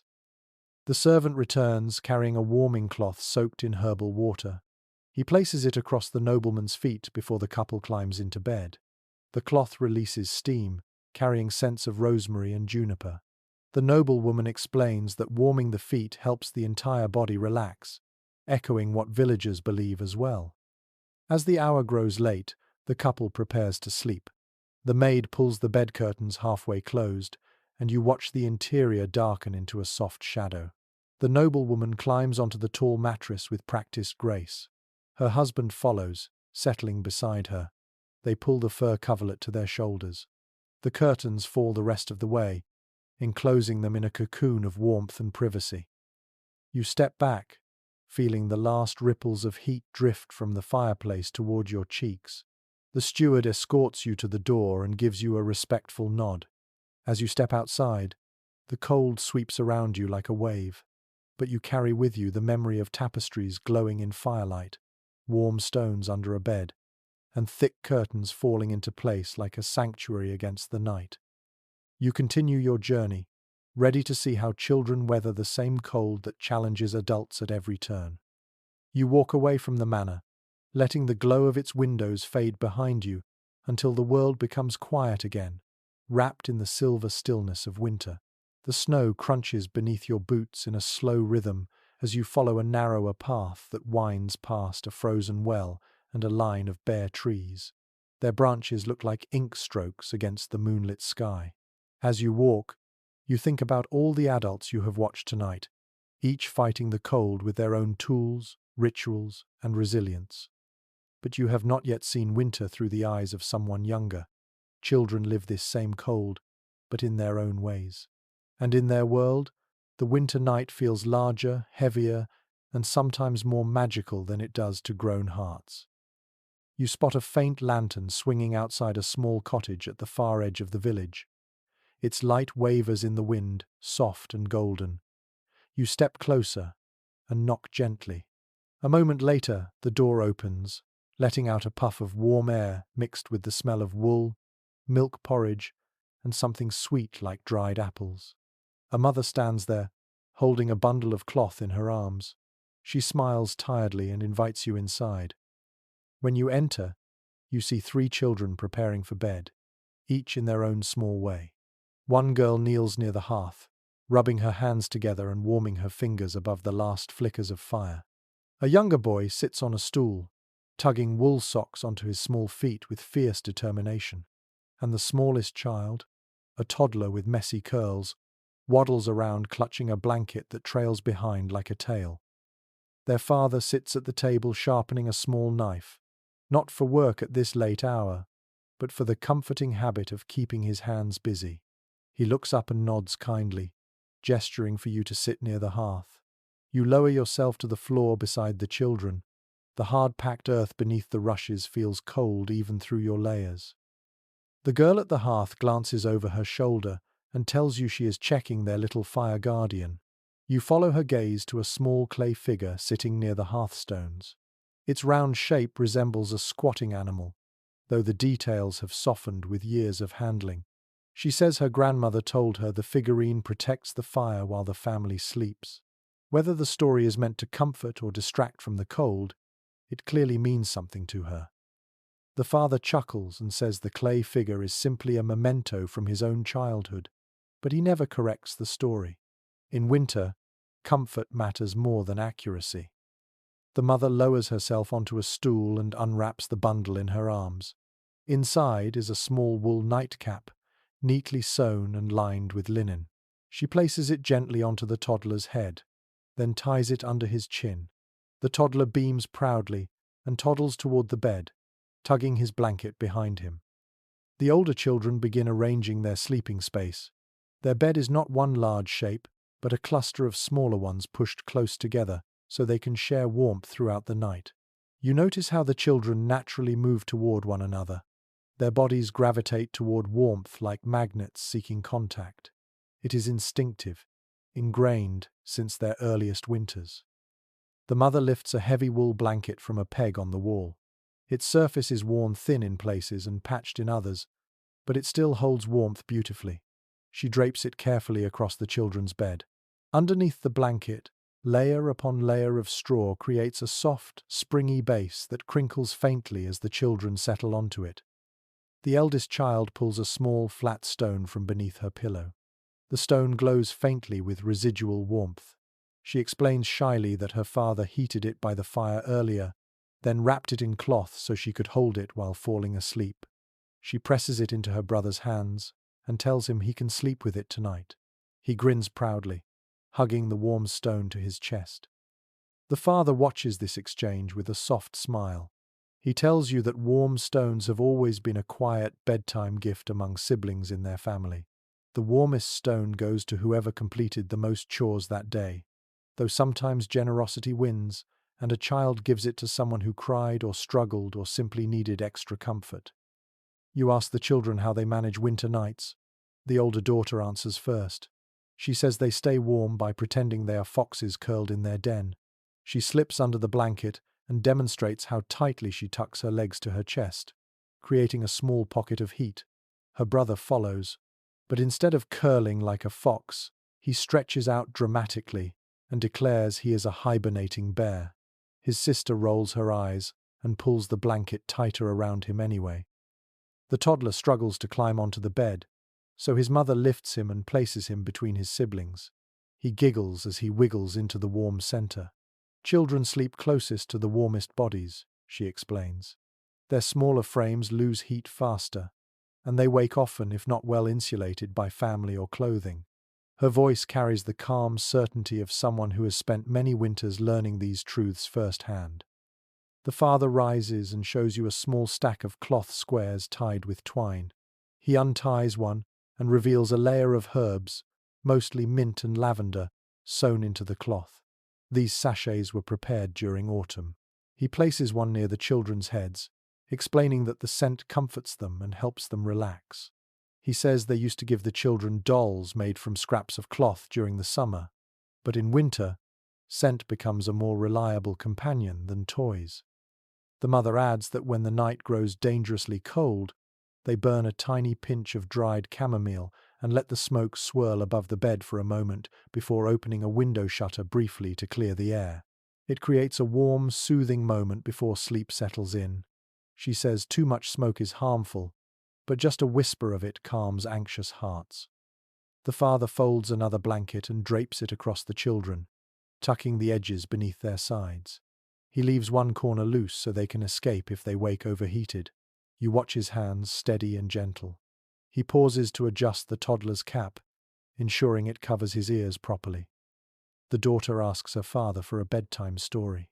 He kneels beside the bed and begins speaking in a low, steady voice.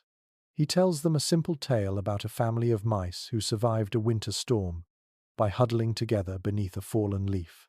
The children listen intently, their faces relaxed, their breaths slowing with each gentle word.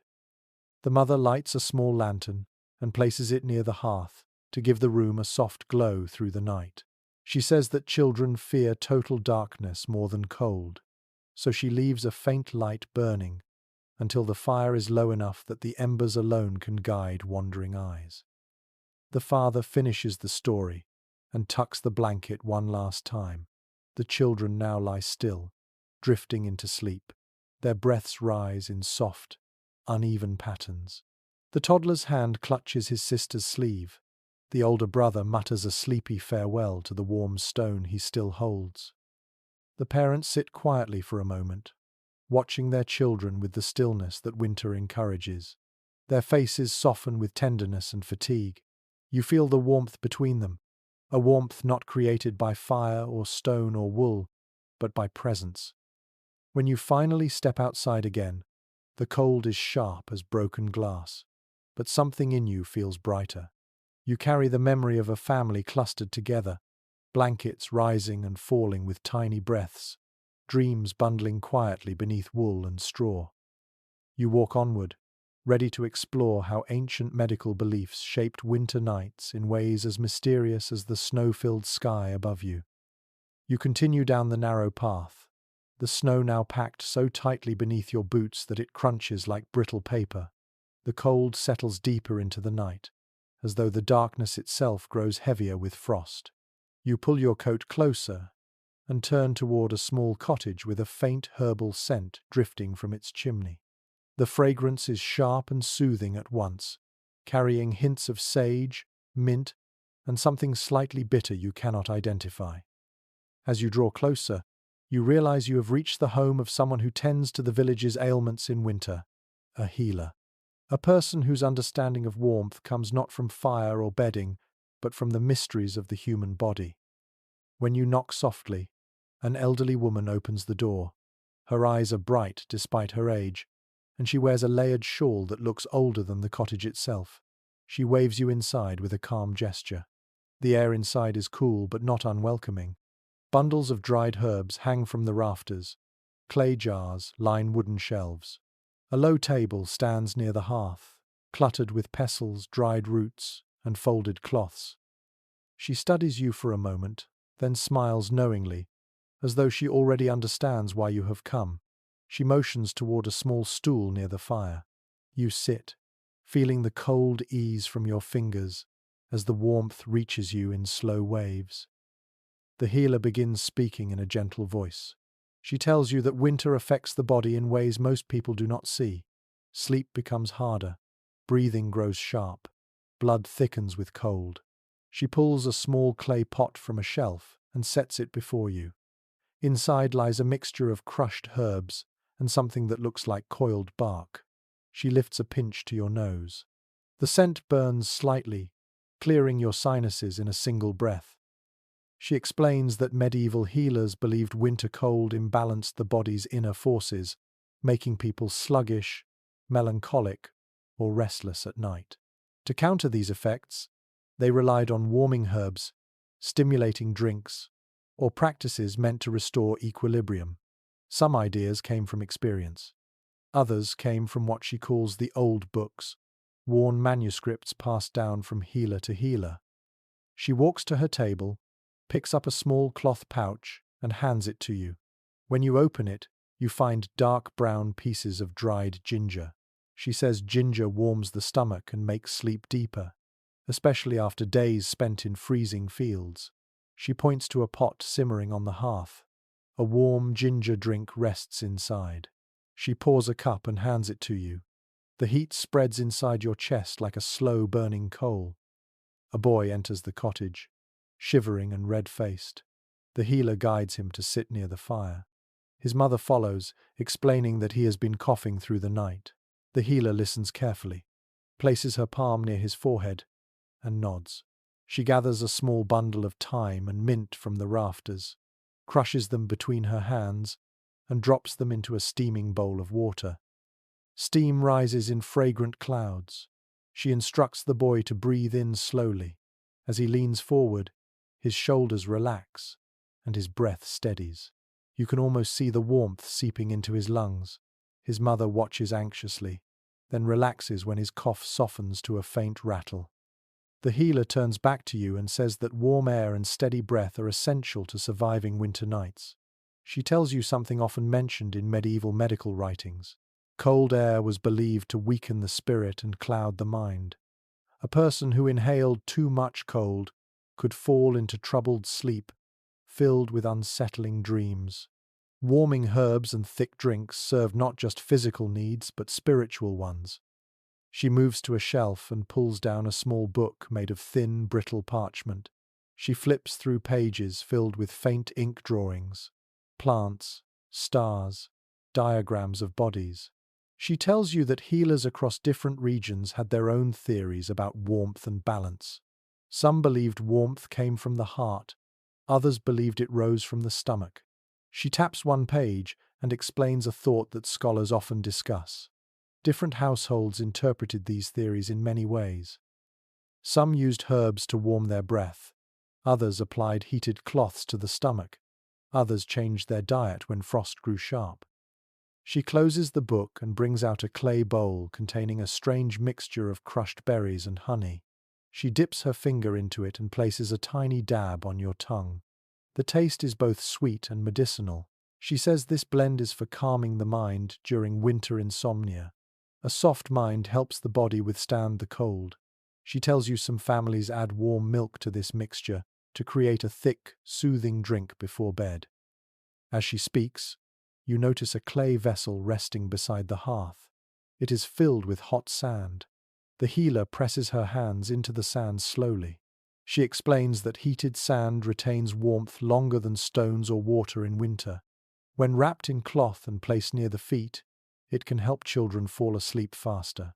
She shows you several cloth bundles prepared for families to pick up tomorrow morning. Each bundle smells faintly of sage. She pauses and shares a fragment of winter lore passed to her by her mother. It is said that a warm stomach invites peaceful dreams, while a cold stomach invites dreams that wander. The idea is not scientific, but it feels rooted in something real, the body seeking comfort in the quiet hours of the night. The boy who came earlier yawns, no longer coughing. His mother thanks the healer with deep relief before wrapping him in a thick cloak and leaving quietly. The healer watches them go, her face gentle. She turns back to you and says that winter turns healers into guardians of both body and spirit. She laughs softly, saying she often sleeps very little during the coldest nights because someone always needs a warm drink or a cloth soaked in herbs. She sits beside you and adds a detail healers often debate among themselves even today. Some argue that medieval winter remedies came mostly from simple observation and instinct. Others believe they were influenced heavily by classical medical theory about balancing bodily humours. She shrugs and says that whatever the truth is, what matters is that people survived, families grew, and winter passed each year. She hands you one more item before you leave. A tiny cloth pouch filled with rosemary and dried apple peel. She tells you to hold it to your chest before sleeping. She says the scent remembers summer even in the heart of winter. You smile, pocket the pouch, and stand slowly. When you step outside, the healer closes the door gently. The cold sweeps around you again, but now the air carries a faint promise of warmth from the herbs inside your coat. You breathe deeply, letting the scents mingle with the night air. You turn toward the next path, ready to discover how the long winter darkness shapes dreams and fears in the quiet medieval mind. You leave the healer's cottage with the small rosemary pouch warming your palm, its scent clinging to your fingers like a soft memory of summer. The cold greets you instantly, brushing your cheeks with a sharp sting. You exhale slowly and watch the vapor drift like thin, ghostly ribbons. The village is nearly silent now.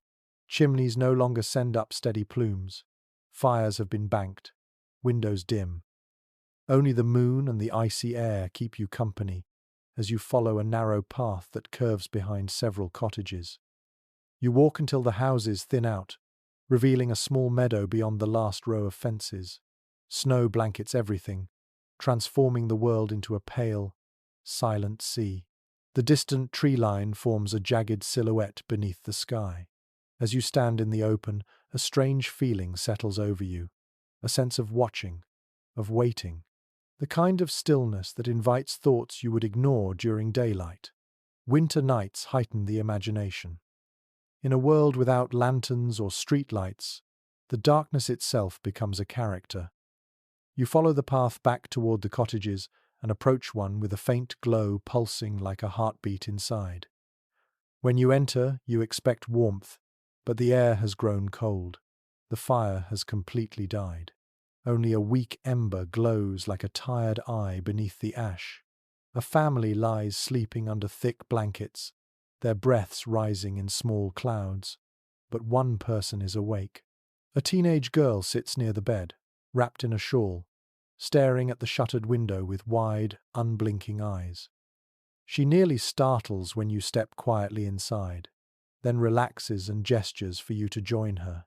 She whispers that she cannot sleep, not because of the cold, but because winter nights always bring strange dreams. She hugs her knees closer and whispers again that dreams feel different in winter, heavier, slower, more vivid, as if frost touches the mind the same way it touches the earth. You sit beside her and listen. She tells you she dreamed earlier of walking through the snow and hearing footsteps behind her, though no one was there. She dreamed of distant voices calling her name through a thick mist. Dreams like these frighten her, yet she has them every winter. She says her grandmother used to call them winter wanderings of the mind. The girl leans closer and says quietly that in this village, people believe winter dreams come from the darkness slipping through the cracks at night. When the fire dies, and the cold grows too bold, dreams walk through the room like visitors. She points toward the shutter. Frost curls across the edges, forming delicate branching patterns. She says the people here believe that frost carries quiet stories with it, shaping what the mind sees while asleep. Her mother suddenly stirs in her sleep and mutters something. The girl watches her carefully, explaining that sleep-talking becomes more common when nights grow brutally cold. You can tell from her expression that she takes these moments seriously. The father lies on the far side of the bed. His brow furrows as if he is trapped in a deep dream. The girl says he dreams of wolves every winter. Not frightening wolves, but silent ones, standing in the snow and staring at him as though trying to deliver a message. She says he never dreams of wolves in summer, only when frost covers the fields. She turns back to you with earnest intensity and tells you an idea often murmured among older villagers. Long winter nights were thought to open a thin space between the waking world and the world of dreams. Not a dangerous space, but a permeable one. A place where old memories, fears, and hopes drifted freely. Modern minds might call it imagination, but medieval minds called it winter vision. The girl gets up and urges you to follow her. She tiptoes to the opposite corner of the room and lifts a small wooden box from a shelf. Inside are tiny objects: pebbles, dried herbs, feathers, 2 shells, and a tiny carved wooden figure of a bird. She says these items help her sleep through winter when dreams grow too vivid. She places each object before you. The pebbles, she says, are for grounding the mind, the herbs for calming the breath, the shells for listening to the quiet inside herself, the feathers for lifting fear from her heart. Whether these beliefs are symbolic or practical, you sense they serve the same purpose as a warm blanket or soothing drink. They guide the mind through the icy hours. She takes the wooden bird and explains that her great-grandmother carved it for her. It is meant to guard her dreams, though not by chasing bad visions away. Instead, it lures gentle dreams into the room, encouraging thoughts of springtime fields and warm breezes. She presses the bird to her chest and inhales deeply, then sets it carefully beside her pillow. You notice a piece of parchment tucked inside the wooden box. She unfolds it with pride. It contains faint handwriting describing winter dream interpretations. She points to a line about wandering through snow in dreams, saying it symbolizes feeling unprepared for the future. Another line speaks of hearing voices in winter dreams, meaning the mind is seeking company in long loneliness. You recognize these interpretations as combinations of tradition, imagination, and genuine emotional insight. As she reads, she mentions a topic that fascinates those who study medieval folklore. Many rural communities believe dreams became sharper in winter not because of spirits, but because people slept longer in the darkness, giving their minds more time to wander. She says her grandmother believed dreams were simply what the mind did when it grew tired of cold and silence. You find the idea strangely poetic. A faint noise outside interrupts her thoughts. A branch snaps beneath the weight of gathering frost. She freezes, staring at the shutter as if expecting another sound. Then she laughs softly at herself, embarrassed. The winter has made her jumpy. She returns to the bed, lifts a thick wool blanket, and invites you to feel how cold it has become since the fire died. You slip your hand beneath it. The air inside feels heavy and chilly. She whispers that it is during this cold moment, just before dawn, that dreams turn darkest. She says her grandmother called this the hour when winter tests the spirit. She curls beneath the blanket and whispers a few calming words her grandmother taught her. They are simple phrases meant to settle the mind, not spells or charms. She says the words help keep her dreams steady. She pats the space beside her pillow, where the wooden bird rests. You sit beside the bed for a few minutes while the room fills with the soft creaking of timbers adjusting to the cold. The girl's eyes droop. She yawns. Her breaths gradually lengthen, becoming slow and even. Winter-herbed air fills your lungs. You sense her mind drifting into dreams once more, hopefully gentler this time. Before you leave, you glance one last time at the frost patterns on the shutter. They shimmer faintly in the moonlight. Branch-like, vein-like. They look almost alive. You understand why medieval people imagined frost carrying stories. You step outside, and the cold clamps onto you immediately. The sky glows faintly with pre-dawn light. You close your eyes for a moment, breathing in the silence and preparing to listen next to the winter's hidden sounds that cradle the village until morning. You remain still for a moment in the faint pre-dawn glow, letting the cold trace a line down your spine. The village around you seems half asleep, half listening. Winter has a soundscape of its own. Thin, brittle, echoing. You take a slow breath and walk along the narrow lane again, this time guided not by light or warmth, but by the strange noises that drift through frozen air when the world is quiet enough to hear them. As you approach the next cottage, you pause. The night is no longer silent. You hear it now. A creak, a groan, a crackle, like something slowly tearing. You step closer to a wooden fence, and the sound sharpens. It is the fence itself complaining as frost tightens the wood, shrinking it, reshaping it, forcing it to speak in long, tired moans. You touch the surface. It feels rigid, as if every drop of moisture in the plank has turned to glass. You continue walking, listening more carefully. Winter reveals details you usually miss. Your boots crunch with a rhythm that almost echoes. The snow is so cold it seems crystalline, shattering underfoot rather than compressing. Each step seems louder in the thin air, almost metallic. You tilt your head and wait. Another sound. A soft tapping from a nearby roof. Icicles breaking free and falling one by one, striking the ground with tiny crystalline clinks. A door opens quietly in the cottage ahead. An old man steps out, wrapped in a cloak, holding a small stick to test the snow. He notices you and waves you closer. His breath puffs out like a plume of smoke. He says he likes to listen to the village before dawn. Sounds tell him things that sight cannot. You follow him as he gestures toward the side of his house. He points to the wooden beams supporting the roof. They creak steadily, expanding and contracting with the cold. He places your hand against the wood. You can feel faint vibrations, as though the house is alive, adjusting itself carefully to survive the night. He explains that villagers recognize the difference between normal winter creaks and the dangerous kind. The dangerous ones sound almost like a cough, sharp and sudden, signaling that ice has slipped between two boards or a beam has cracked. His father taught him to wake instantly if he hears that sound on a fierce night. He laughs softly and says children claim the beams speak with personalities. One child insists the left beam complains more loudly than the right.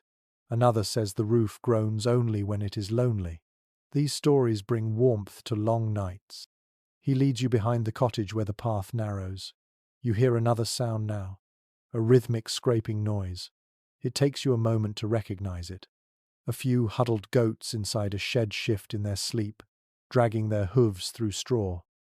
The straw rustles, creating a steady whisper. The goat's warm breath fogs the slats in the wall.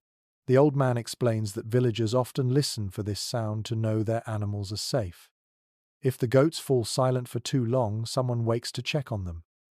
A gust of wind sweeps through suddenly. It carries a lonely whistle as it snakes between the cottages. The sound rises and falls like a sad flute. The old man closes his eyes to listen. He says winter winds always arrive with stories. Some bring warnings of storms. Others bring balmy weather behind them. He claims he can tell the difference by the pitch of the whistle, though he admits he may simply be imagining patterns after so many winters. You walk with him back toward the main lane. A crow caws somewhere overhead, its call sharp and hollow. It echoes strangely in the cold, as though bouncing off invisible walls. The man tells you animals behave differently in winter nights. Crows call less often. Owls grow quieter. Dogs bark at things they barely see. And horses stamp their feet just to feel blood warming in their legs. He invites you inside his cottage where his wife sits near a dim hearth. She holds her hands over the weak light, listening intently. She tells you she has always heard more in the winter darkness than in summer nights. She claims winter amplifies sound. It strips away background noise until even the faintest whisper becomes clear. As she speaks, you notice a sound outside, a distant crack, deep and resonant. The couple both pause. You stare toward the window as the old man listens carefully. Then he relaxes. He says it is only the river freezing more deeply. Thickening ice expands and splits, creating echoes that travel across the village like muted thunder. You imagine the dark river winding beyond the cottages, slowly turning solid, calling out through the night. The woman smiles and tells you another sound to listen for. Frost cracking on the thatched roofs at dawn. She says it always begins very faintly, a soft pinprick noise here and there, before turning into a chorus of tiny cracks as sunlight begins to brush the edges of the roofs. She calls it the morning applause of winter. You imagine waking to that sound, not knowing whether to feel comforted or unsettled. She asks you to step near the window. You do. The frost patterns shiver slightly when a small vibration passes through the wall. She explains that frost itself can make noise.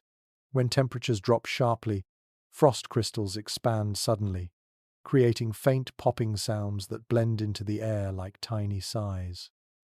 Her husband sits on a bench and points at the low shelf behind the hearth. A wooden bowl sits there, filled with dried beans. He says that on certain winter nights, the beans pop slightly, not from heat but from the dry air pulling at their shells. He jokes that this sound once startled a visiting cousin who thought spirits had entered the cottage. You laugh softly with them. Then something else reaches your ears, a faint scratching sound coming from above. You glance upward. The man explains that it is likely a dormouse or a winter bird fluttering in the rafters. In winter, all creatures search for warmth. Even mice and birds move closer to human homes. The sound is gentle, barely noticeable unless the house is silent. Tonight, it sounds like a tiny heartbeat above you. The couple shares one more detail often discussed in winter stories. Some villagers believe certain night sounds carry messages. The crack of a distant tree branch might foretell a storm. The sudden silence of animals might hint at approaching danger.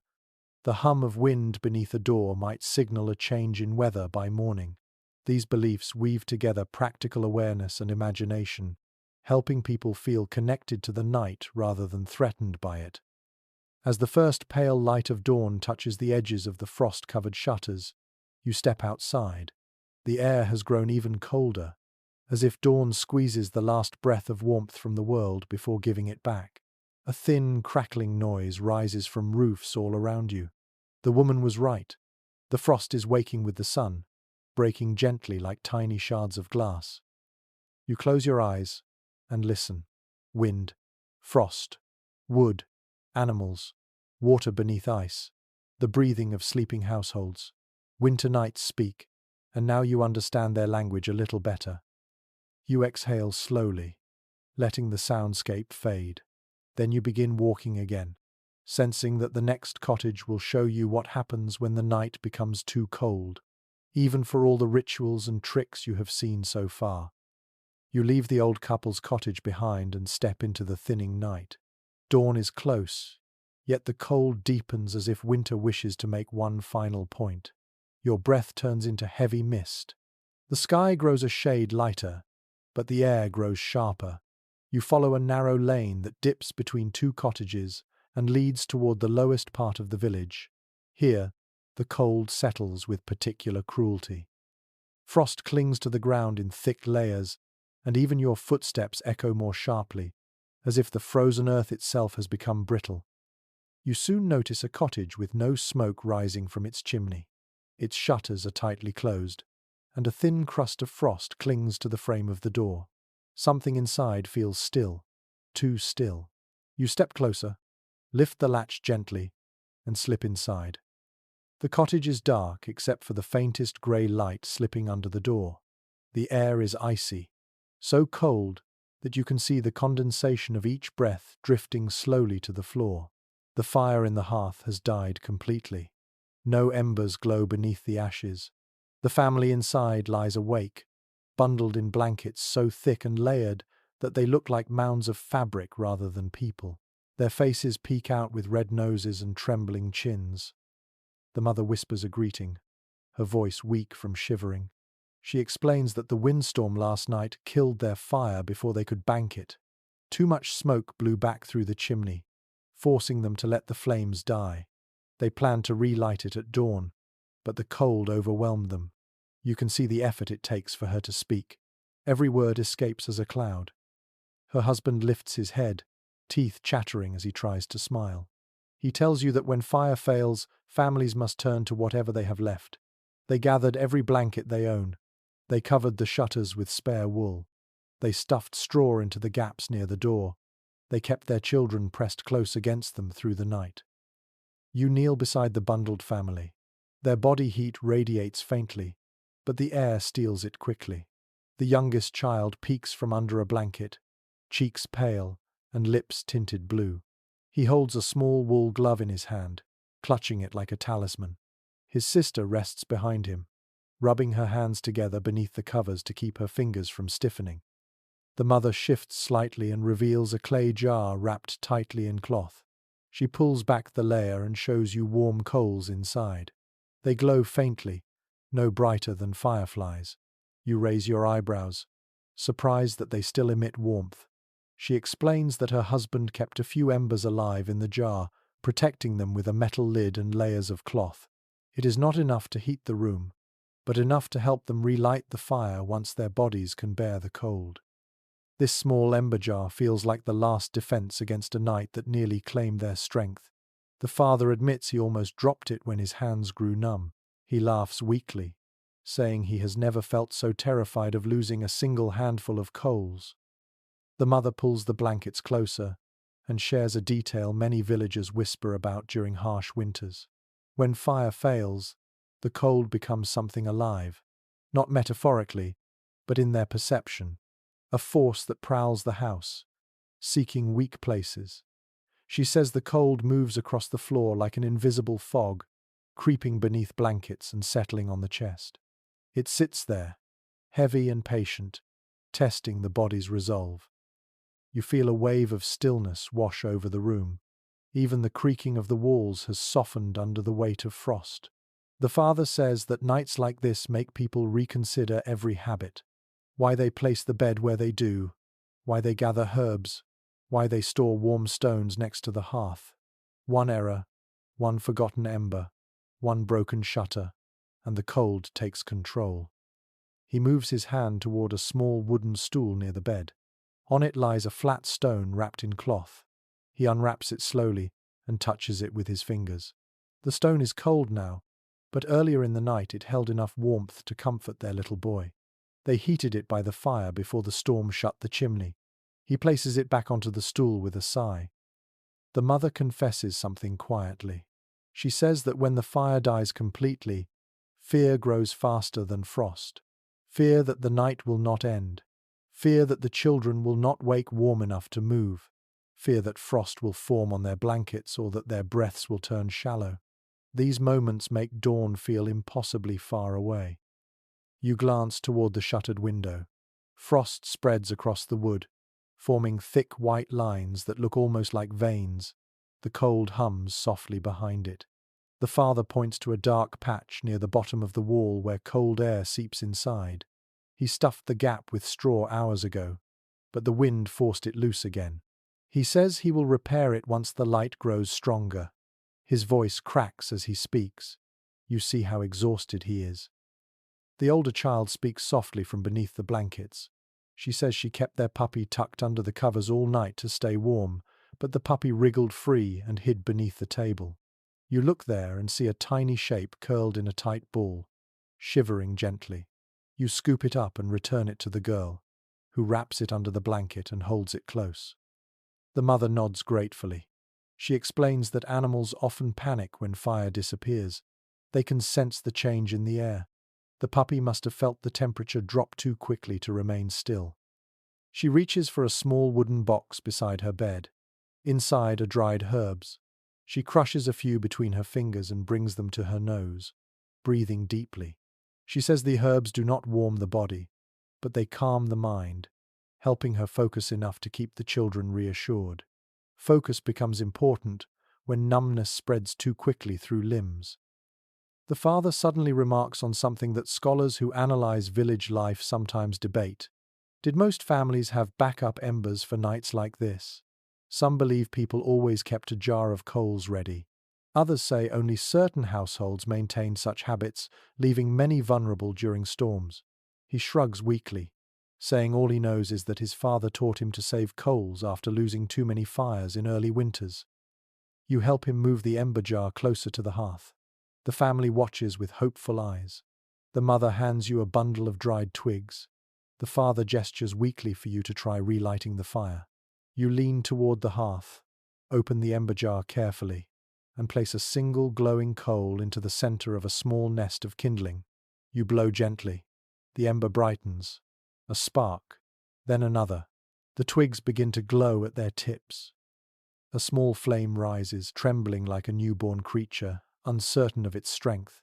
The children gasp quietly. The flame strengthens. You add another twig, then another. Soon, a tiny fire flickers in the hearth, pushing back the cold one breath at a time. Warm light spills across the family's faces. Their shoulders loosen. Their eyes widen with relief. The puppy wriggles beneath the blanket. You add a thicker stick, and the flame grows brighter, stronger.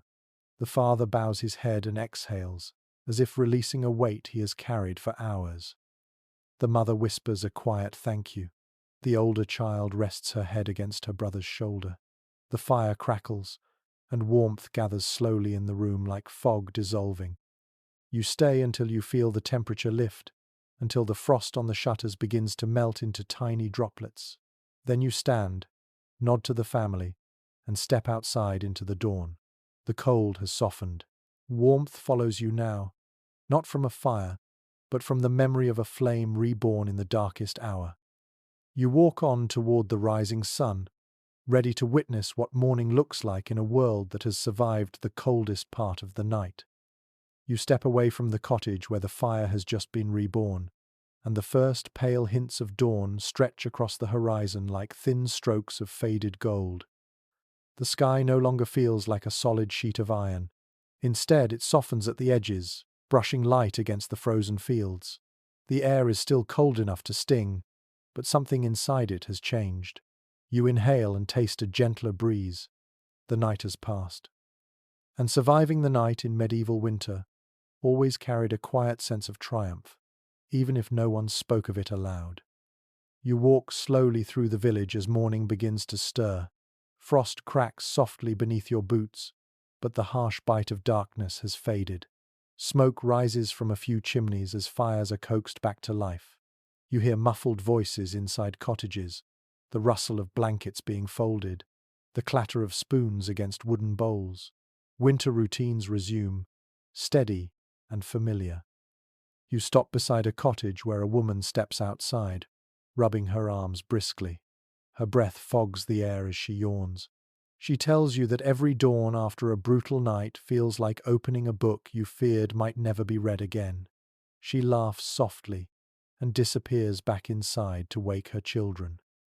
You continue walking until you reach a narrow footpath leading to a small pasture. There, a handful of cows stand clustered near the fence, their breaths rising in slow puffs. A stable boy approaches with a bucket in each hand, his steps heavy from exhaustion. He tells you he spent half the night keeping watch over a newborn calf. It survived the cold, he says, but only because he kept it pressed against the warmth of its mother's flank. He beams with pride. Animals, like people, greet dawn as survivors.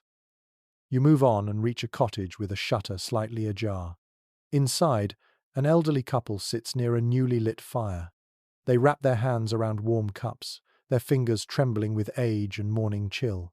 You watch the steam rise from their drinks. They lean close together as if sharing the same small pocket of heat. The old man glances at you and nods with the satisfaction of someone who has seen many winters and knows the quiet power of dawn.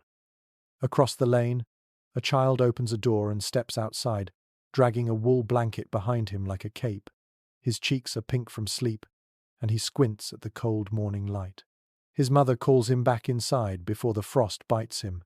As he turns, he waves at you shyly. His tiny gesture carries the uncomplicated joy of waking warm and safe to another day. You walk farther and notice villagers emerging in ones and twos, all moving slowly. They stand in their doorways for a moment, breathing in the morning. Some stretch stiff arms, some rub their shoulders. Some simply lean on the doorframe, grateful the night is behind them.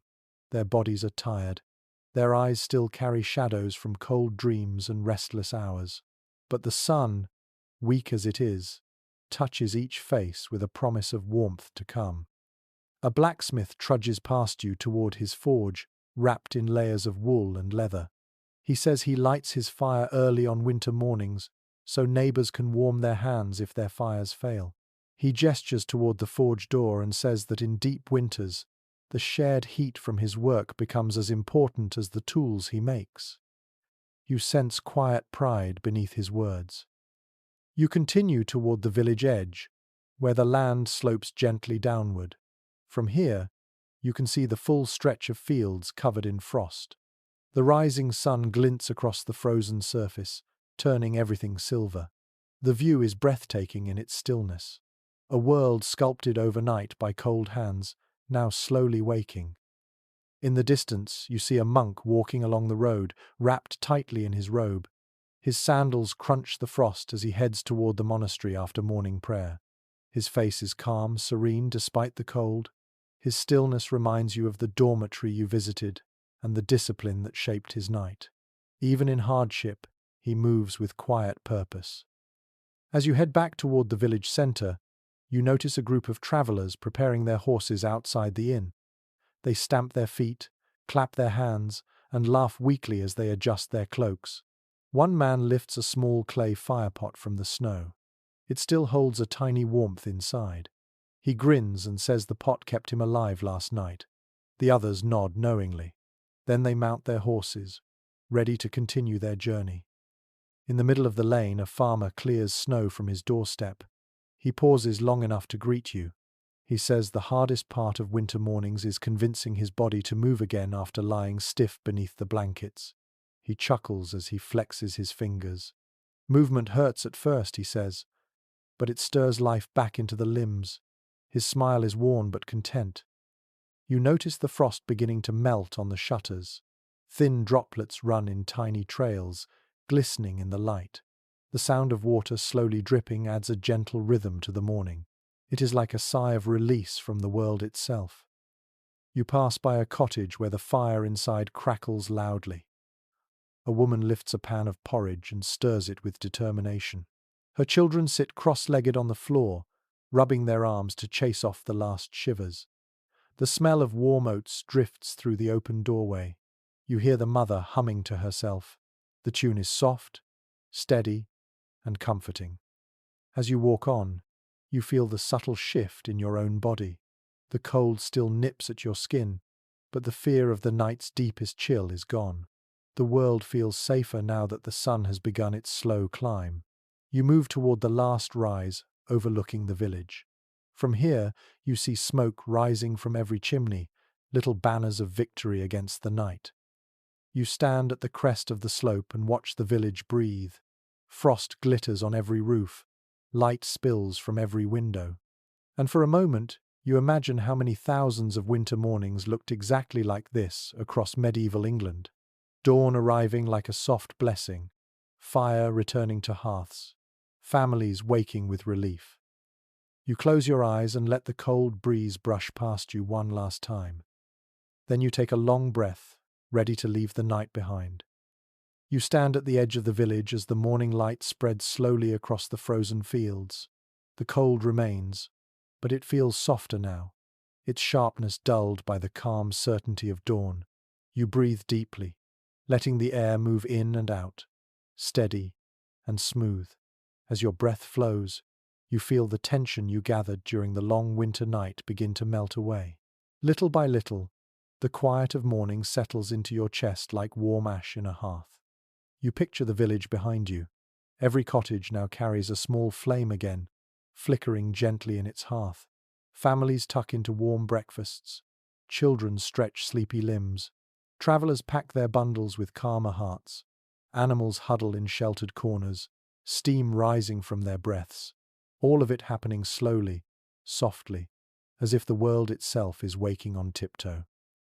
Let your own thoughts soften with this morning. Let them drift like the thin threads of smoke rising into the pale sky. Feel your shoulders loosen. Let your jaw relax. Let the chill fade from your hands. Imagine pulling a comforting blanket toward your chin as the last embers of the long night settle into a gentle glow. Winter will always test the edges of human strength, yet dawn always comes. Let that rhythm soothe you now. Cold, then warmth. Darkness, then light. Struggle, then rest. You survived the deepest part of the night, and now all that remains is calm. Let your breath slow. Let your thoughts quiet. Let your body settle as though sinking into a warm bed after a cold journey. Sleep softly now. The night is over.